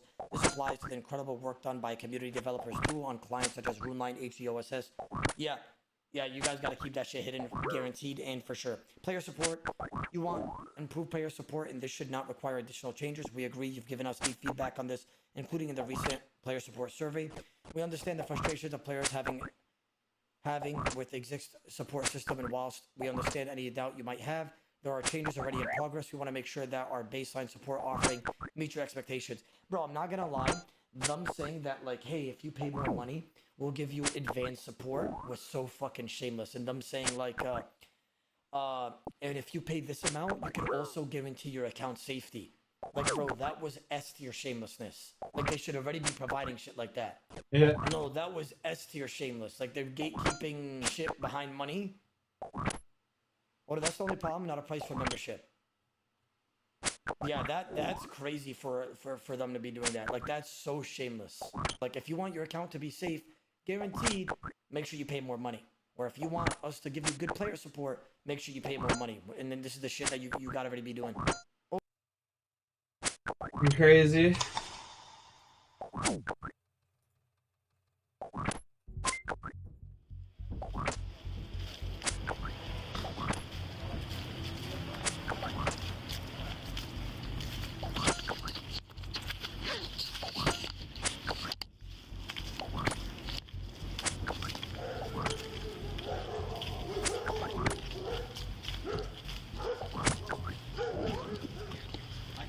Sergeant. I got as far as the doorway. I didn't. Yeah, don't go in. This is a murder scene. Decapitation.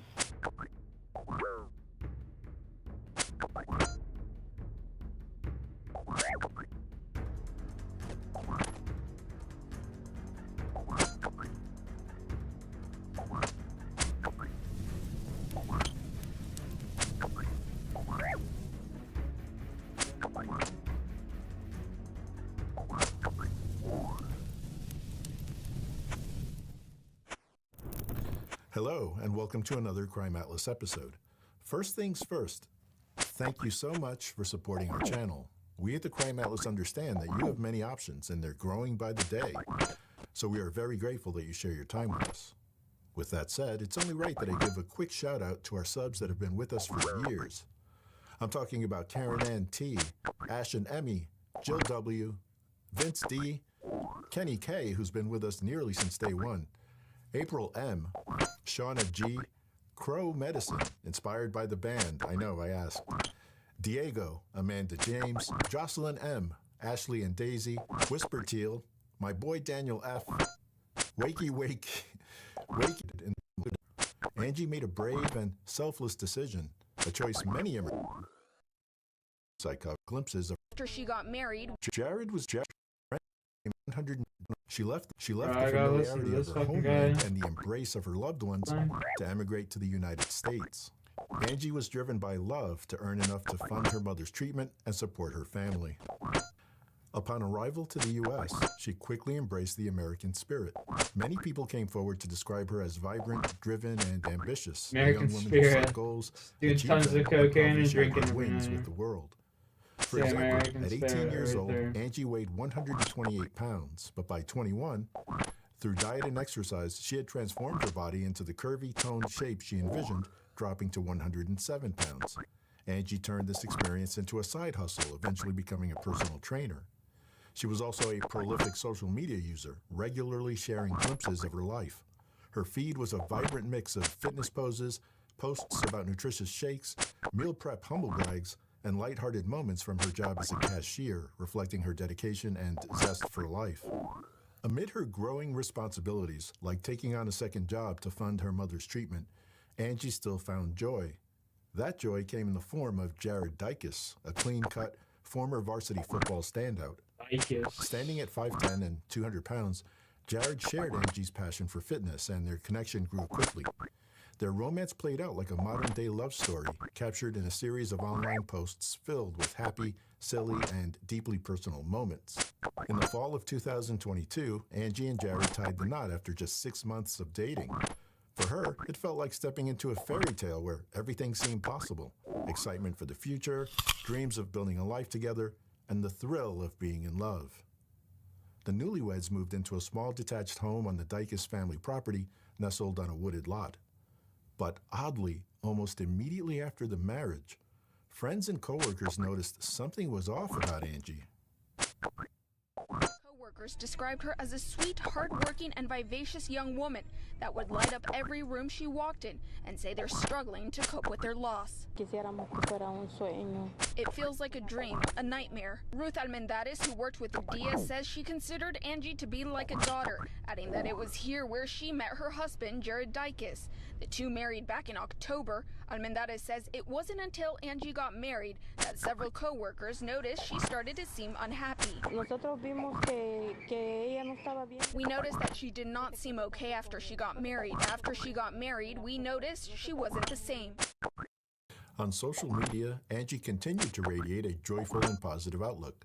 In November, she shared a hopeful meme on Facebook that read, "I'm going to have everything I prayed for. I really believe it."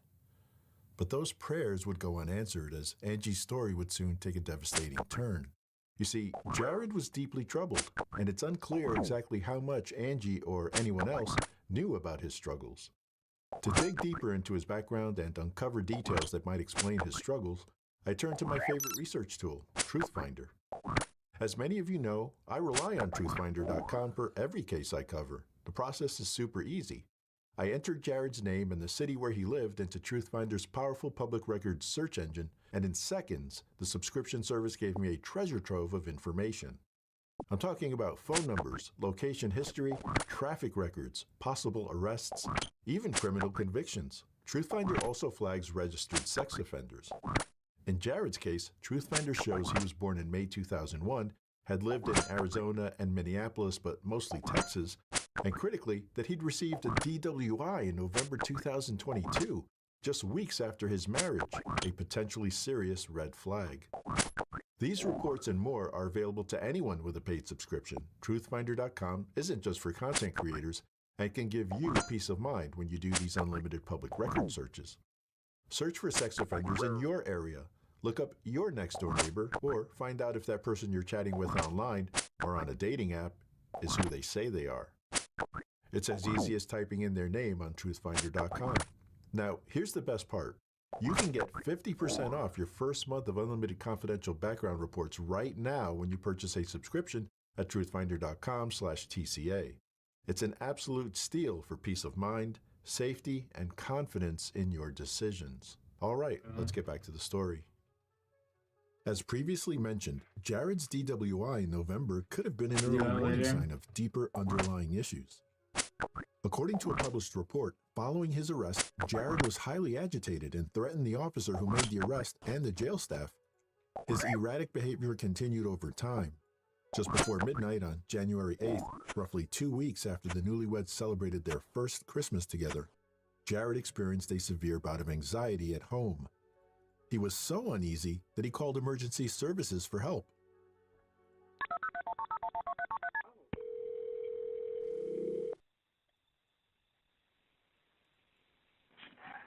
Waller County 911. Yes, this is Jared Dykes. Hello? Yes. Waller County, go ahead. I did a little bit of drugs. I need help. Hollow Boulevard. Okay. Oak Hollow? Yes. Okay, and what's the problem? I just don't feel well. Okay, and you said you took drugs? No, man. I'm completely sorry. I don't know why I called. Okay. And are you there by yourself? Or somebody with you? Man, my family's here with me. Oh, your family's with you. Okay. Okay, so you don't. Everybody's here. Okay, but do you need an ambulance or no? Are you good? I need an ambulance. I got you. Okay, and how old are you? I'm 21 years old. 21, okay. Are there any gates or any animals on your property? There's dogs. Okay, can y'all put those up? Yes, they're inside. Okay, I got you. Okay, Jared, I'm going to have the ambulance on the way, okay? Okay, thank you. You bet, yes, sir. Bye-bye.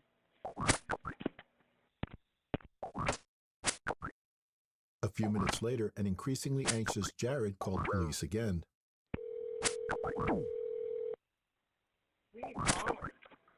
Waller County 911, what's your emergency?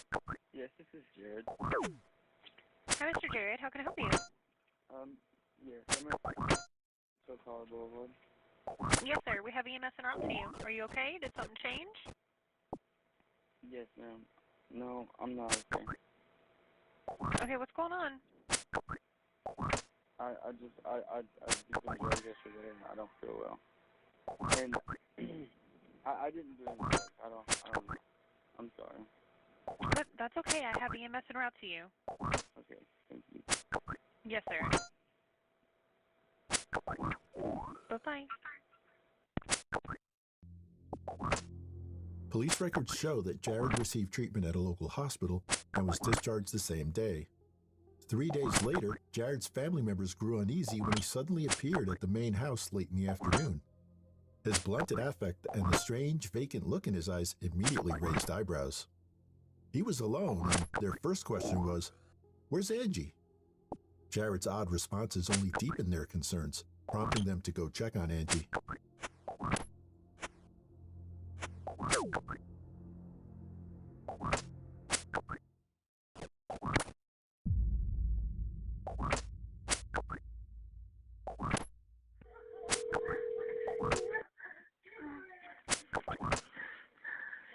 Waller County 911. Yes, ma'am. My name is Rodney Dykes. I need an ambulance and police at so-called Boulevard. Please. Okay, what's going on? I don't know everything, but my son's wife is dead. Please. Okay. Please, I'll stay on the phone with Okay, are you on location right now? Yes, ma'am. Yes, ma'am, I am. Okay. Where is he at? He's in my house. Okay, this is your house. They have a building on my property. Oh my God, please send somebody. Okay, what is your name, sir? My name is Rodney. All information we have right now is Junior. owner of the home walked in This and is my found phone. it DOA. Okay, sir, just calm down. We're getting people en route, okay? And you said... 522, that's her. Again, it's going to be 206 Oak Okay, Hollow. and you said this is who to you now? She's my daughter-in-law. She's my daughter-in-law. Okay, it's a female? Yes. Well, yeah, Okay, usually daughter means, like, you know, girl. Like, Do you see anything by her, close to her? I just please send somebody. 94 Tri-County Fire Department. 94 Tri-County Fire Department. Okay.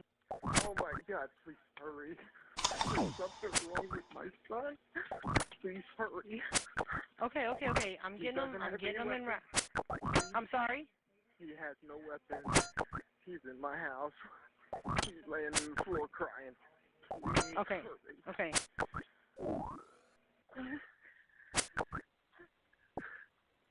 I'm gonna... Oh my God, I told him in the hospital to keep him. Oh my God, I told him that. I told him that 2 days ago to keep him. Ma'am, Yes, sir. Somebody. I know they're coming. They're coming. I promise you, they're coming. Okay, just stay on the phone with me. Jared, sit down in the chair, son. Get up off your knees and sit down in the chair. Just sit. Help's coming. It's gonna be okay, son. Just stay here.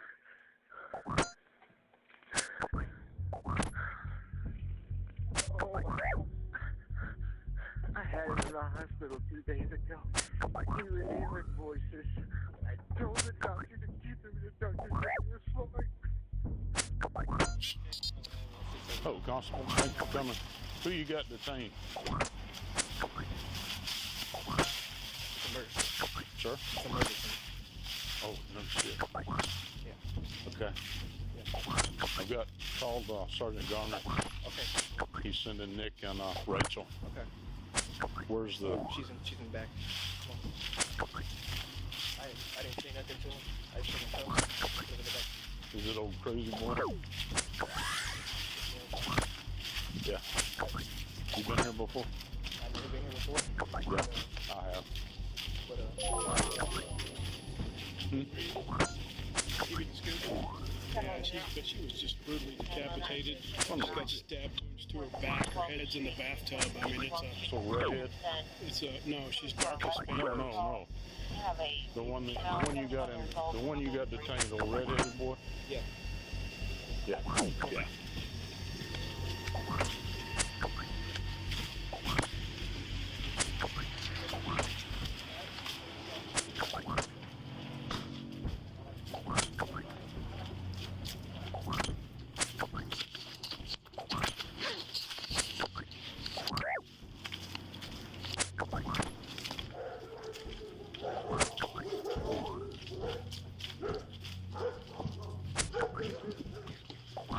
Sergeant. I got as far as the doorway. I didn't. Yeah, don't go in. This is a murder scene. decapitation. It's an ugly spot. Dion's got the suspect detained in his back seat. All right, thank you, sir. Goodbye. All right, so where's the body? So, In there? Yeah, if you step up on the third ladder, there, you can peek your head and you see.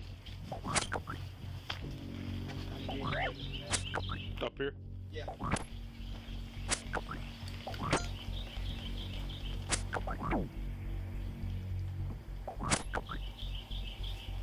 Blake said her head is somewhere else in the tub.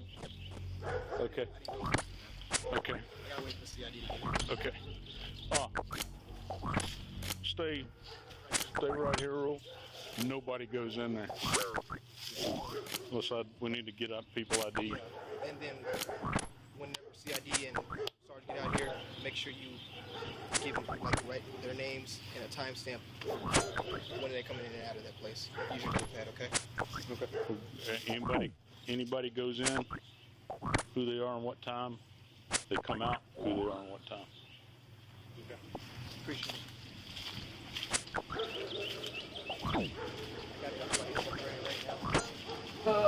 Shit. Where was old redhead? He was sitting down in this chair right here with his mom. Did he say anything to you? He didn't say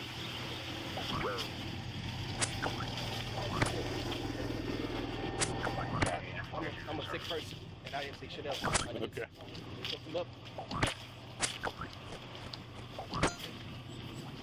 Y'all, I understand it's difficult. Sorry. I understand it's difficult. You want me to back off? Yeah, we need y'all to be separated right now. Okay, just in case, just until we get everything figured out. Yes, sir. You wanna ID him? Yeah.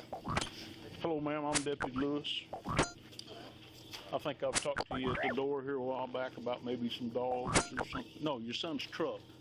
Remember I come knocking on your door one morning and said, "Hey, you know where that truck's at?" Could I get your name, please, ma'am?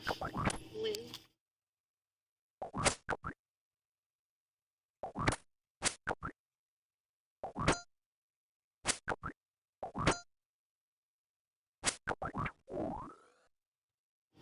That's an XP. Holy fuck, it's gonna be a minute. And do you know your driver's license number, miss?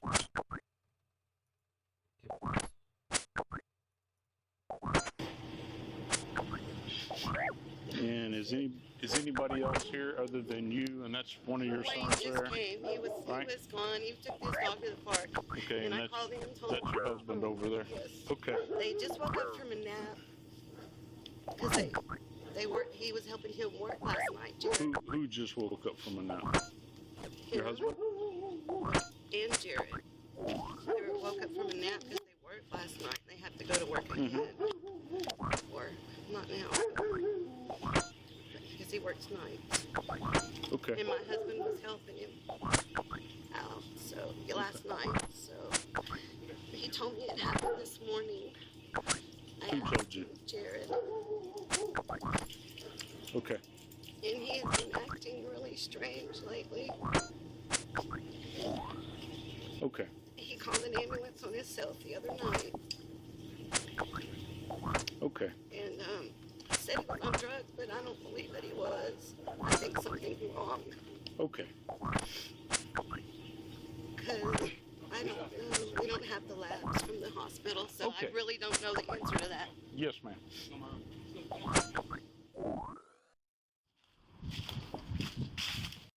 I'll go grab a glass of water.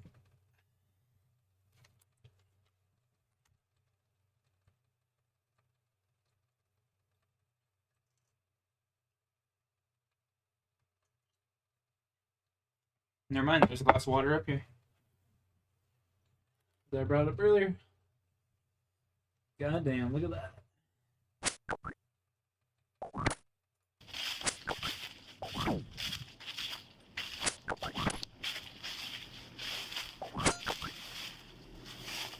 Sergeant, I know you didn't want this attendance shift.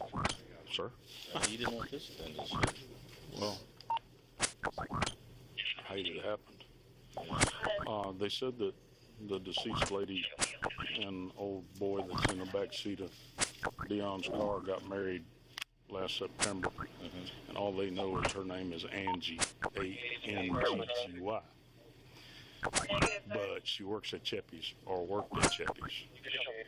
So if she doesn't have any, I'm thinking, we ain't gone in there. Hopefully she's got there's some ID in there, but they could ID her if there's nothing in there. And that's pretty much it. I didn't ask Mama or brother a whole lot. Didn't ask them nothing. Have we talked to Justin? Or? I've talked to, I called Sergeant Garner on the way, and then when I got here, when Dion told me what we had, I called him back, told him what it was, and he's sending Nick and Rachel, and I heard Troy coming too, and I guess Travis is coming. I'm going to call Lieutenant. Okay.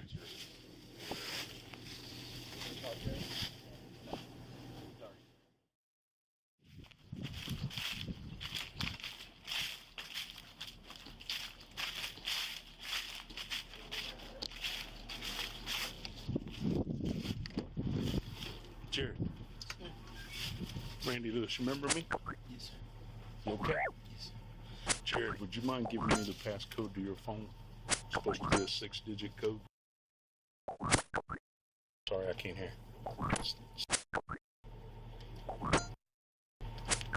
Yes, forget the rest. So, is it? It's any more to it? And that'll open it up. It's not set or nothing like that. Just okay. Thank you.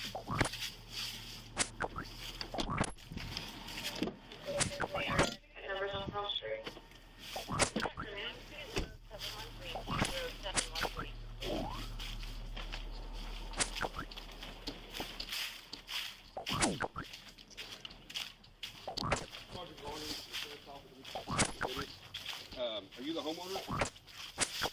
We'd like to ask for your consent to go into the house. Yes. No. Okay, without, we're going to get a search warrant. JR's right there. Okay. What do you need to go in my house for? Isn't that where the body's at? No, sir. No, sir. This Okay. is the back house. I've got 9 dogs in there. I apologize. I was told. No. I apologize. You don't have to talk to me and start threatening me with a goddamn search warrant. That's not needed. It's not necessary. Sir, I was asking for your consent. I told you no. And I was going under the impression that the body was inside the house. All right. So. Are we good? You tell me, are we I good? am. I Okay, apologize to you. Can we get your consent to go into the house behind you? Most definitely can. Okay, thank you very much. That's so I'm It's giving just you consent. can't. I've already been told I can't go in my house, and you're going to go in my house. You're going to have to shoot my goddamn dogs to get in that house, and it's not going to happen. We're trying to figure out what's going on here. All right, that's why I'm getting That's upset. all we're doing. If you want to go in that house, I'll let you in that house, but you've got to send somebody in there with me to secure my dogs. So y'all ain't killing my dogs. We have no intention of killing your dogs. That's why I'm getting upset. So we have no intention of causing any more harm here tonight. Okay, No, it's a misunderstanding. I apologize to you. We're I do. we're trying to I'm get to the not trying bottom be of what's difficult. going on here. So All right, that's you all have we're my trying to do. Sir, can I get your information, please? Deputies were no strangers to the Dicus residence, having responded to multiple prior calls for disturbances and/or welfare checks at the property. However, the events they encountered this time were profoundly disturbing.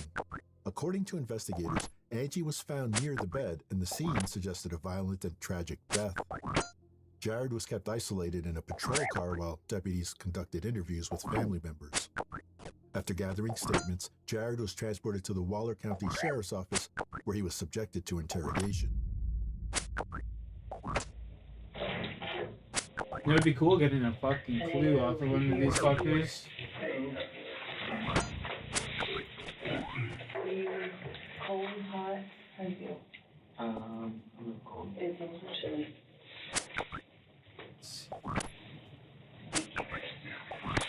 Alright, I'm gonna take it home. This is Detective Cole. You are Jared. Can you state your name? So I keep calling you Jared and you don't know. I need to know. And there's like somebody aiming. Okay, I'm gonna read you your rights and for to use to represent you before and during any questions? Is it something you use a lot, or do you dabble, or okay? Sure. Until recently.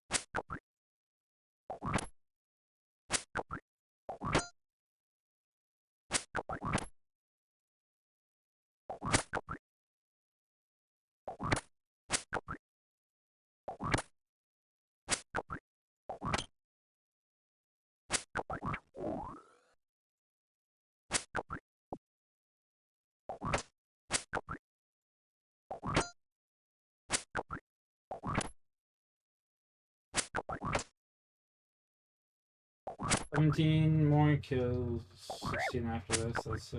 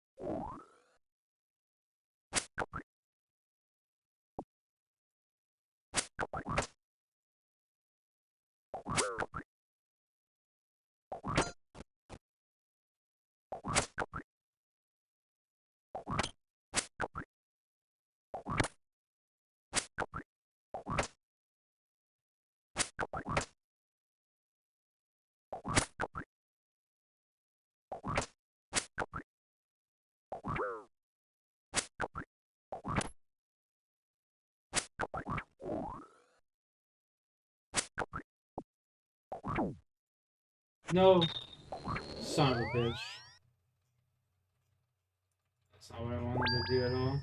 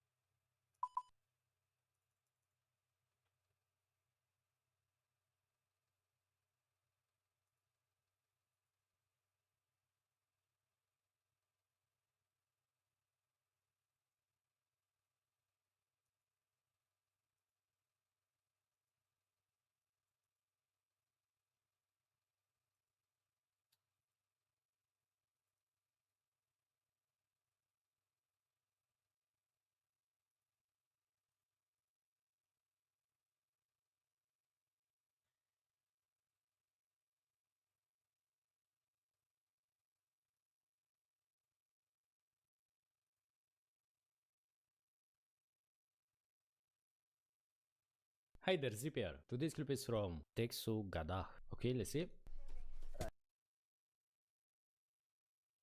See you. Oh, hold up. Hold up. Hold up. Hold up. Potential. 6 by door. What's going on, big dog? My goat. OG duo. Are you? I literally peeked out and insta died. Oh, he's hit the Des. You know you can walk to a spot, right? He's actually hit that, by the way. Oh my god. He's actually hit the. You know you can walk to a spot. Yes, you can like walk to a spot, you know that, right? Bro. Play it out. That's so good, though. You're like running a creep. Are you? Either one of them literally streaming. peeked out and insta died. Watch POV of it. I'm saying you can walk to it. Yes, I know I can. I literally peeked out and insta died. Yes, I got shot by 7 people as soon as I turned the corner of that box. Okay, but to be fair, even though that's a very, very tilting comm, if he had wall up, Design is actually trolling because he just walks out of the bubble. Okay, we have the spot. Maybe Okay, if he tries to cross that. Fucking hell. He needs. Oh, okay, he's definitely in the wrong. Moby. Oh. Invis Moby. Invis Moby resing.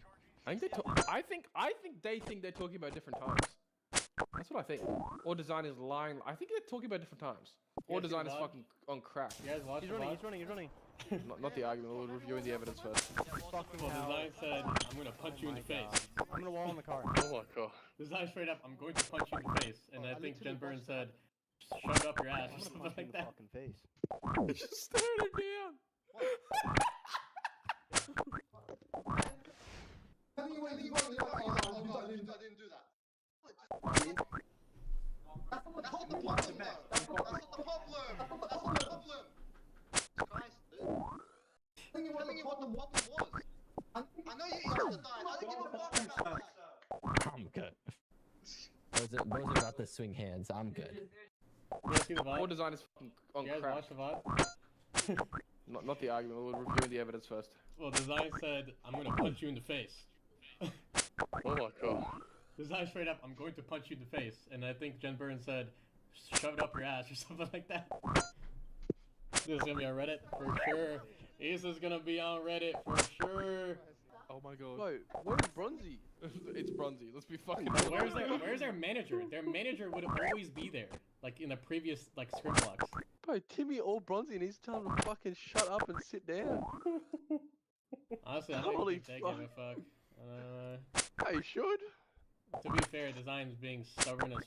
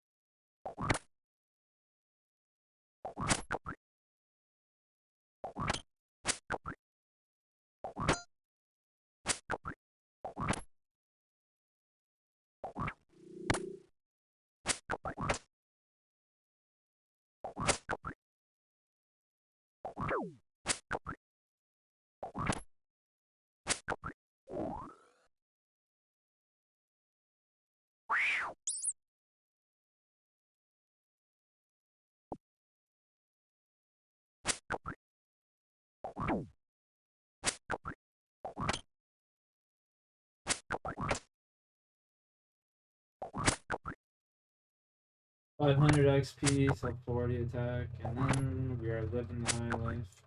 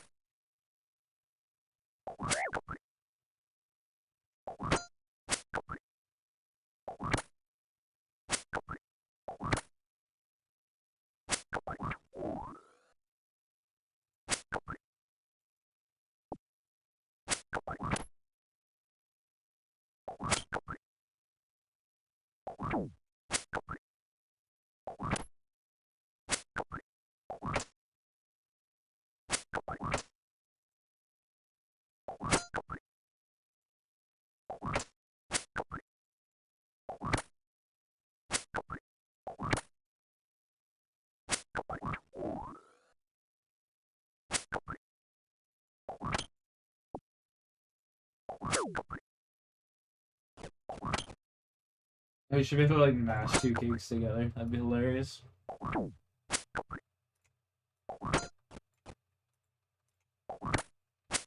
96 XP.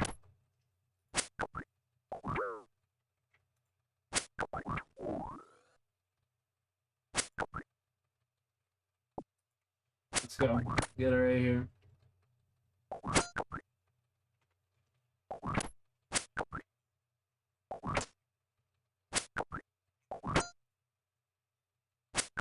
Huge level. Let's go. Bang, 40.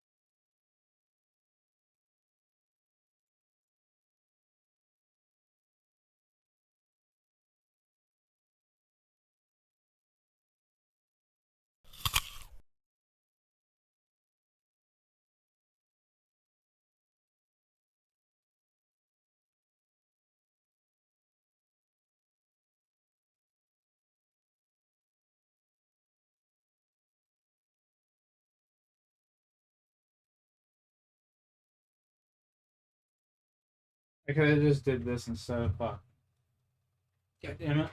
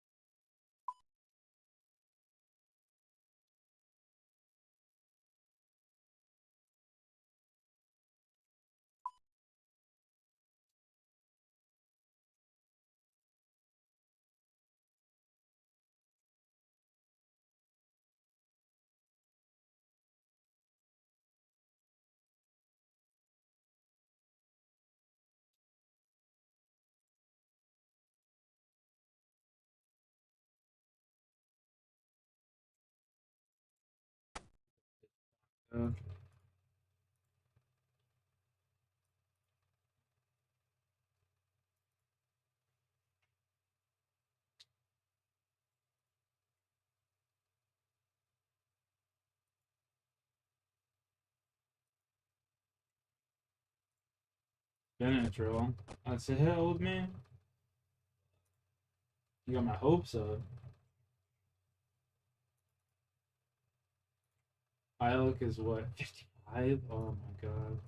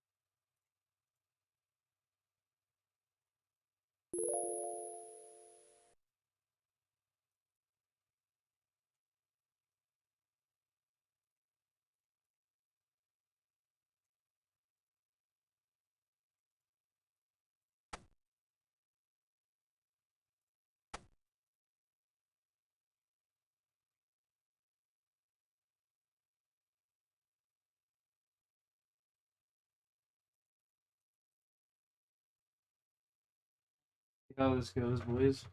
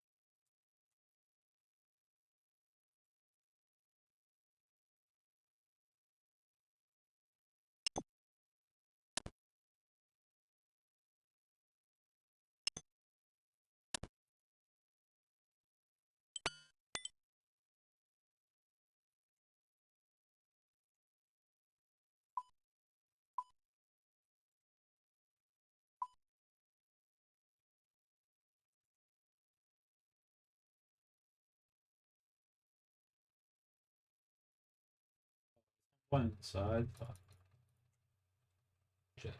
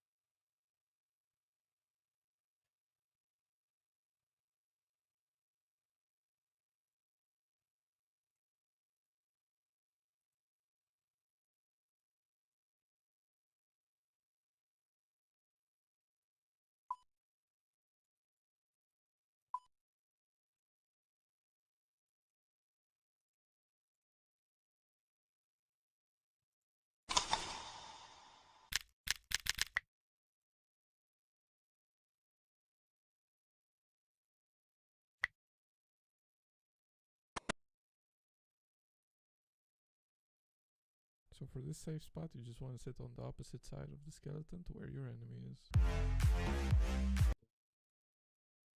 Skeleton. So for this safe spot, you just want to sit on the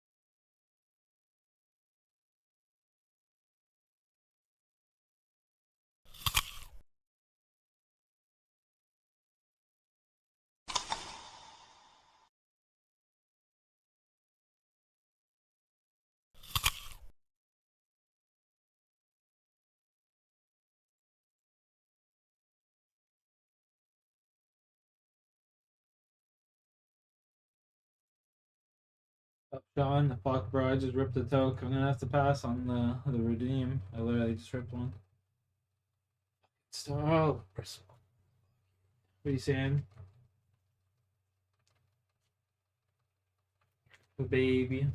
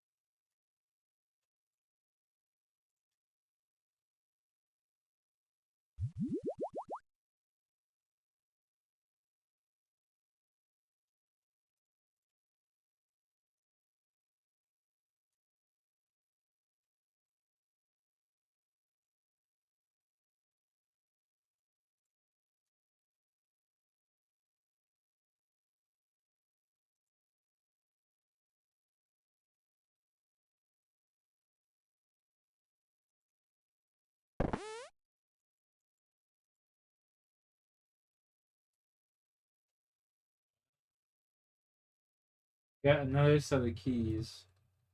What?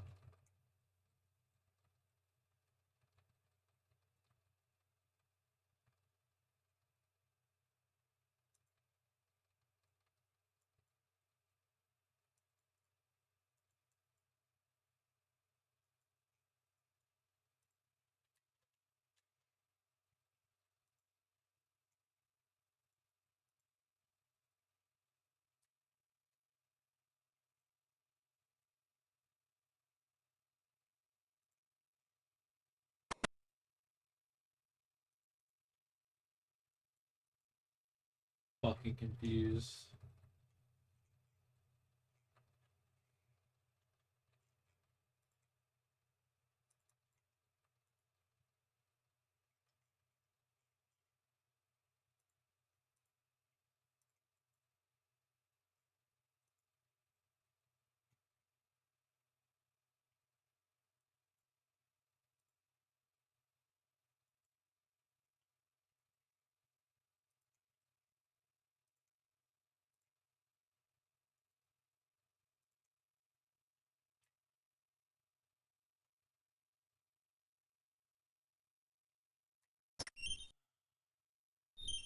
Guess I figured it out.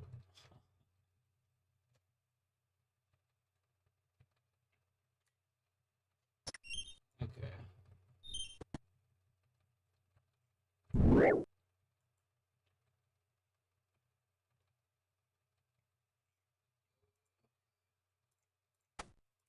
Motherfucker.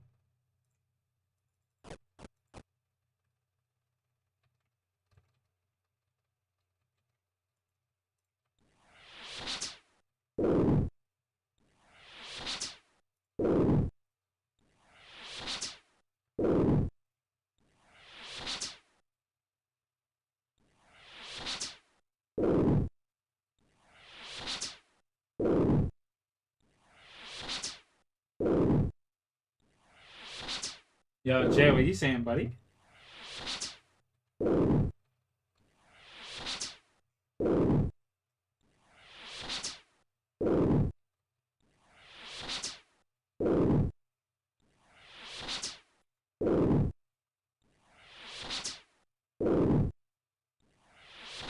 Apex. Apex.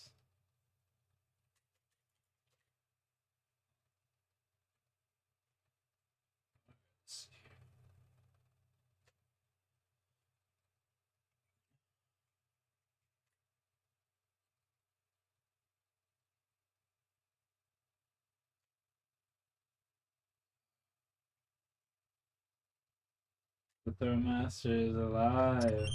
Boy. Ooh.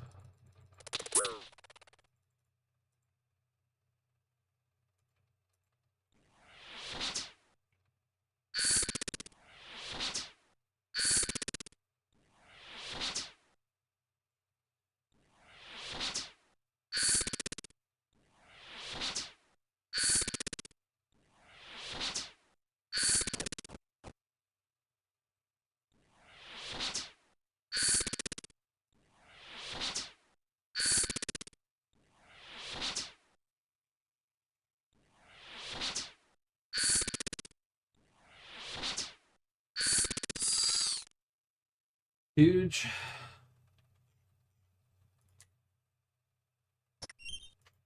Bouncer.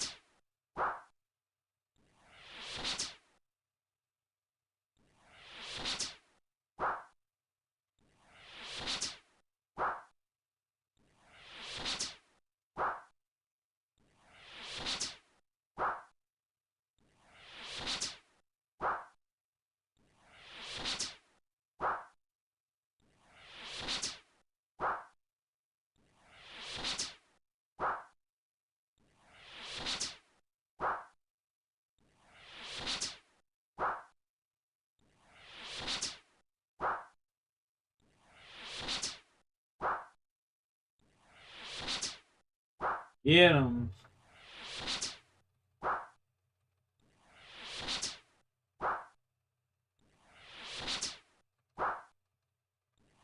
Is that J-Ski? That is J-Ski.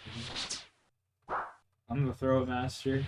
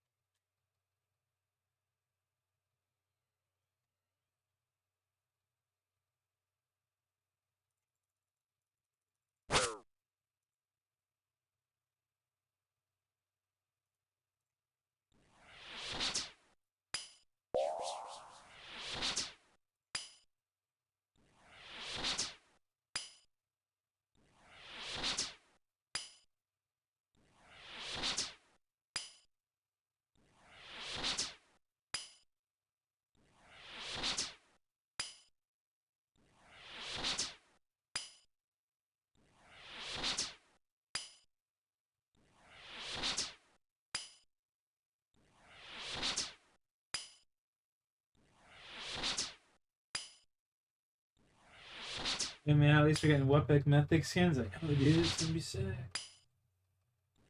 Fucking ridiculous.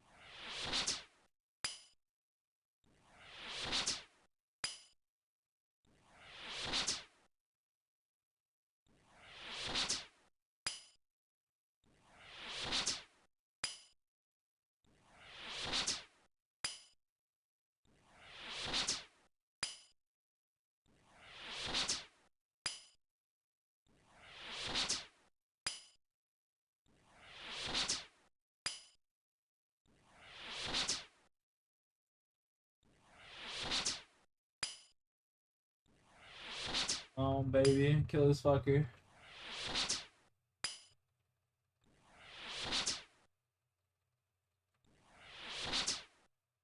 There we go. Let's go. Woo.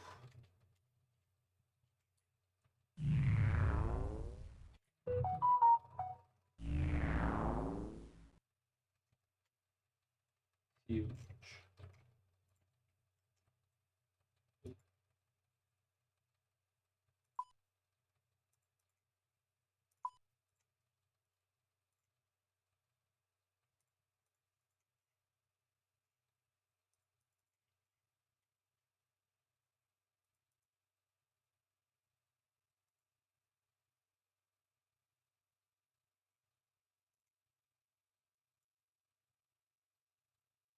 Game with some eggs, cause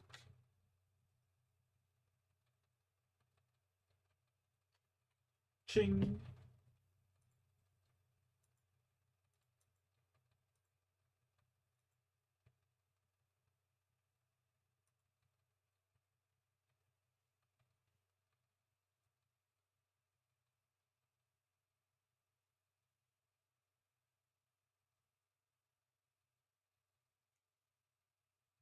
TikTok's banned? Fuck the time.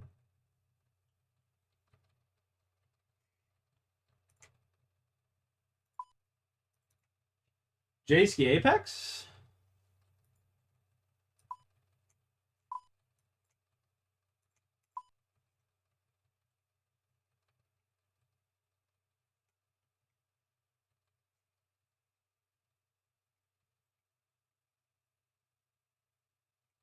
Apex.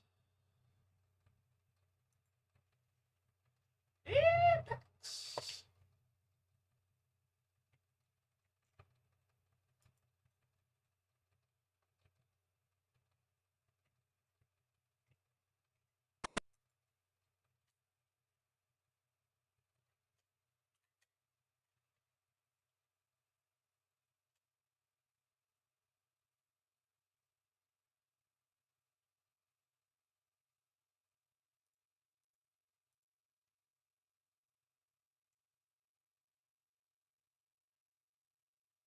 Yeah, do you think, bro?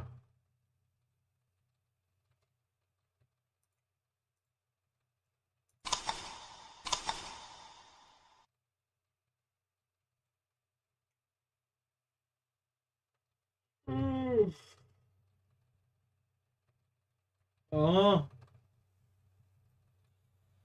I see, I see.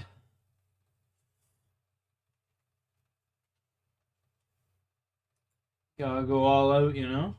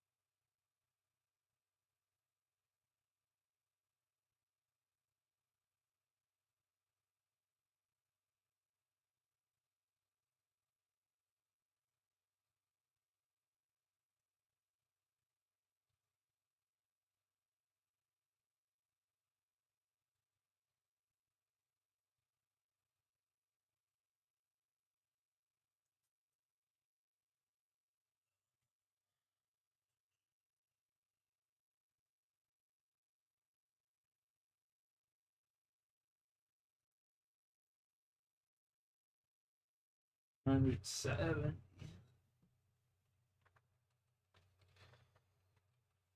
How much? Oof, not even a mil yet.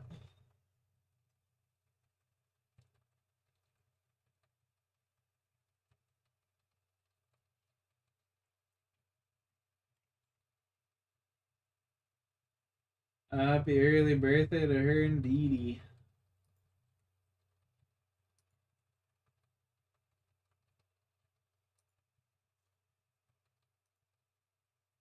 Murder Mystery.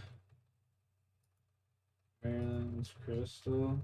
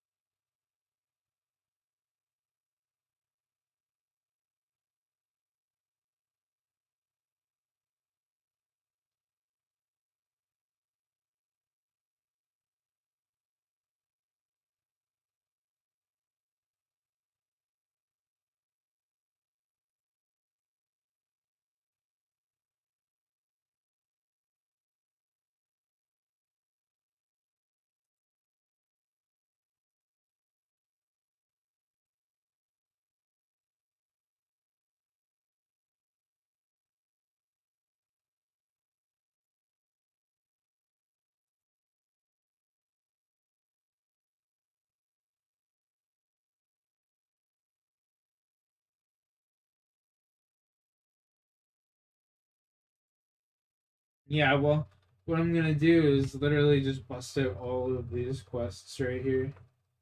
Boom. All the way down. All of those quests. One after another. Bing, bing, bing, bing, bing. Planks, 3 bronze bar, multiple glass.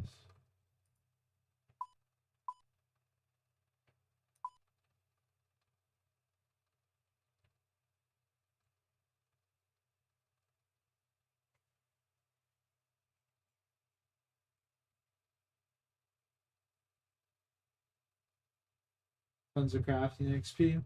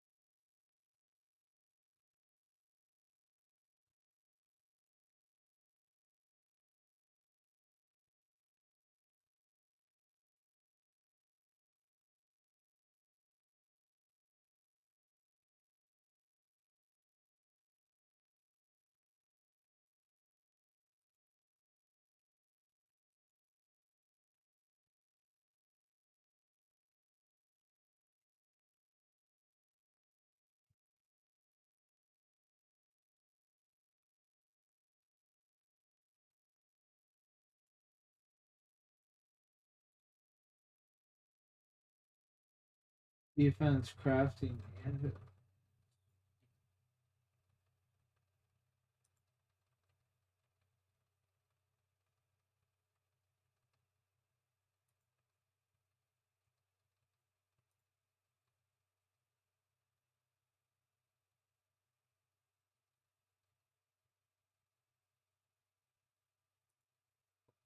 fire slayer.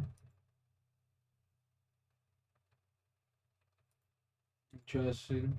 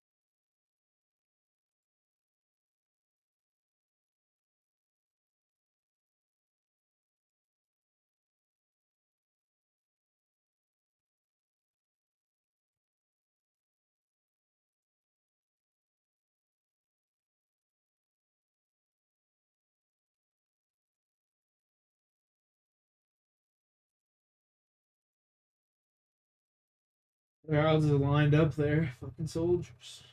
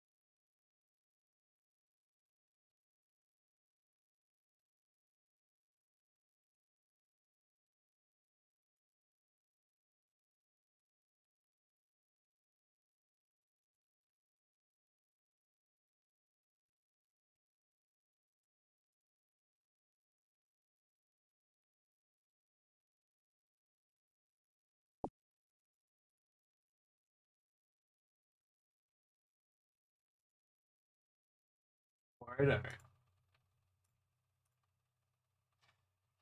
Yo. Shit. Can you hear me? What's good, brother man? Can you hear me? Eh? Pegs? Eh?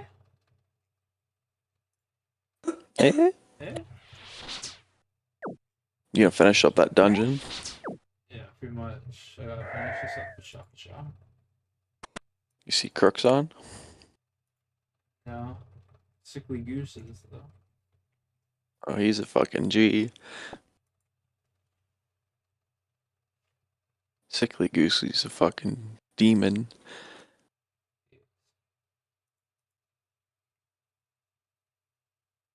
Yes.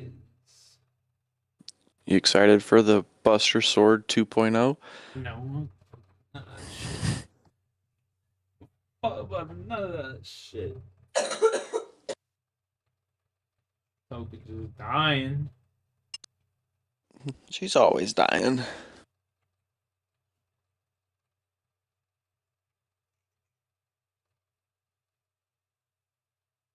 Stop, you're embarrassing me.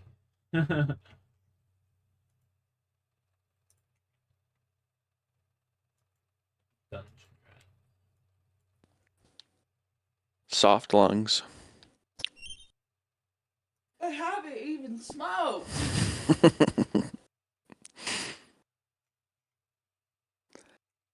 She's ditching me all week next week. Yeah, she's dipping. Good fucking times. I'm a party, bro. Fucking I know. hookers. I'm gonna get a bunch of hookers. The hot, sexy kind. The cheap ones for $50. All those TikTokers need money somehow. Yeah. Facts. Wait, bro.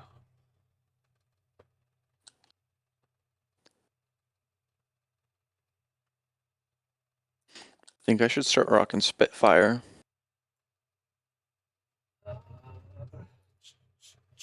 Just hip firing everything.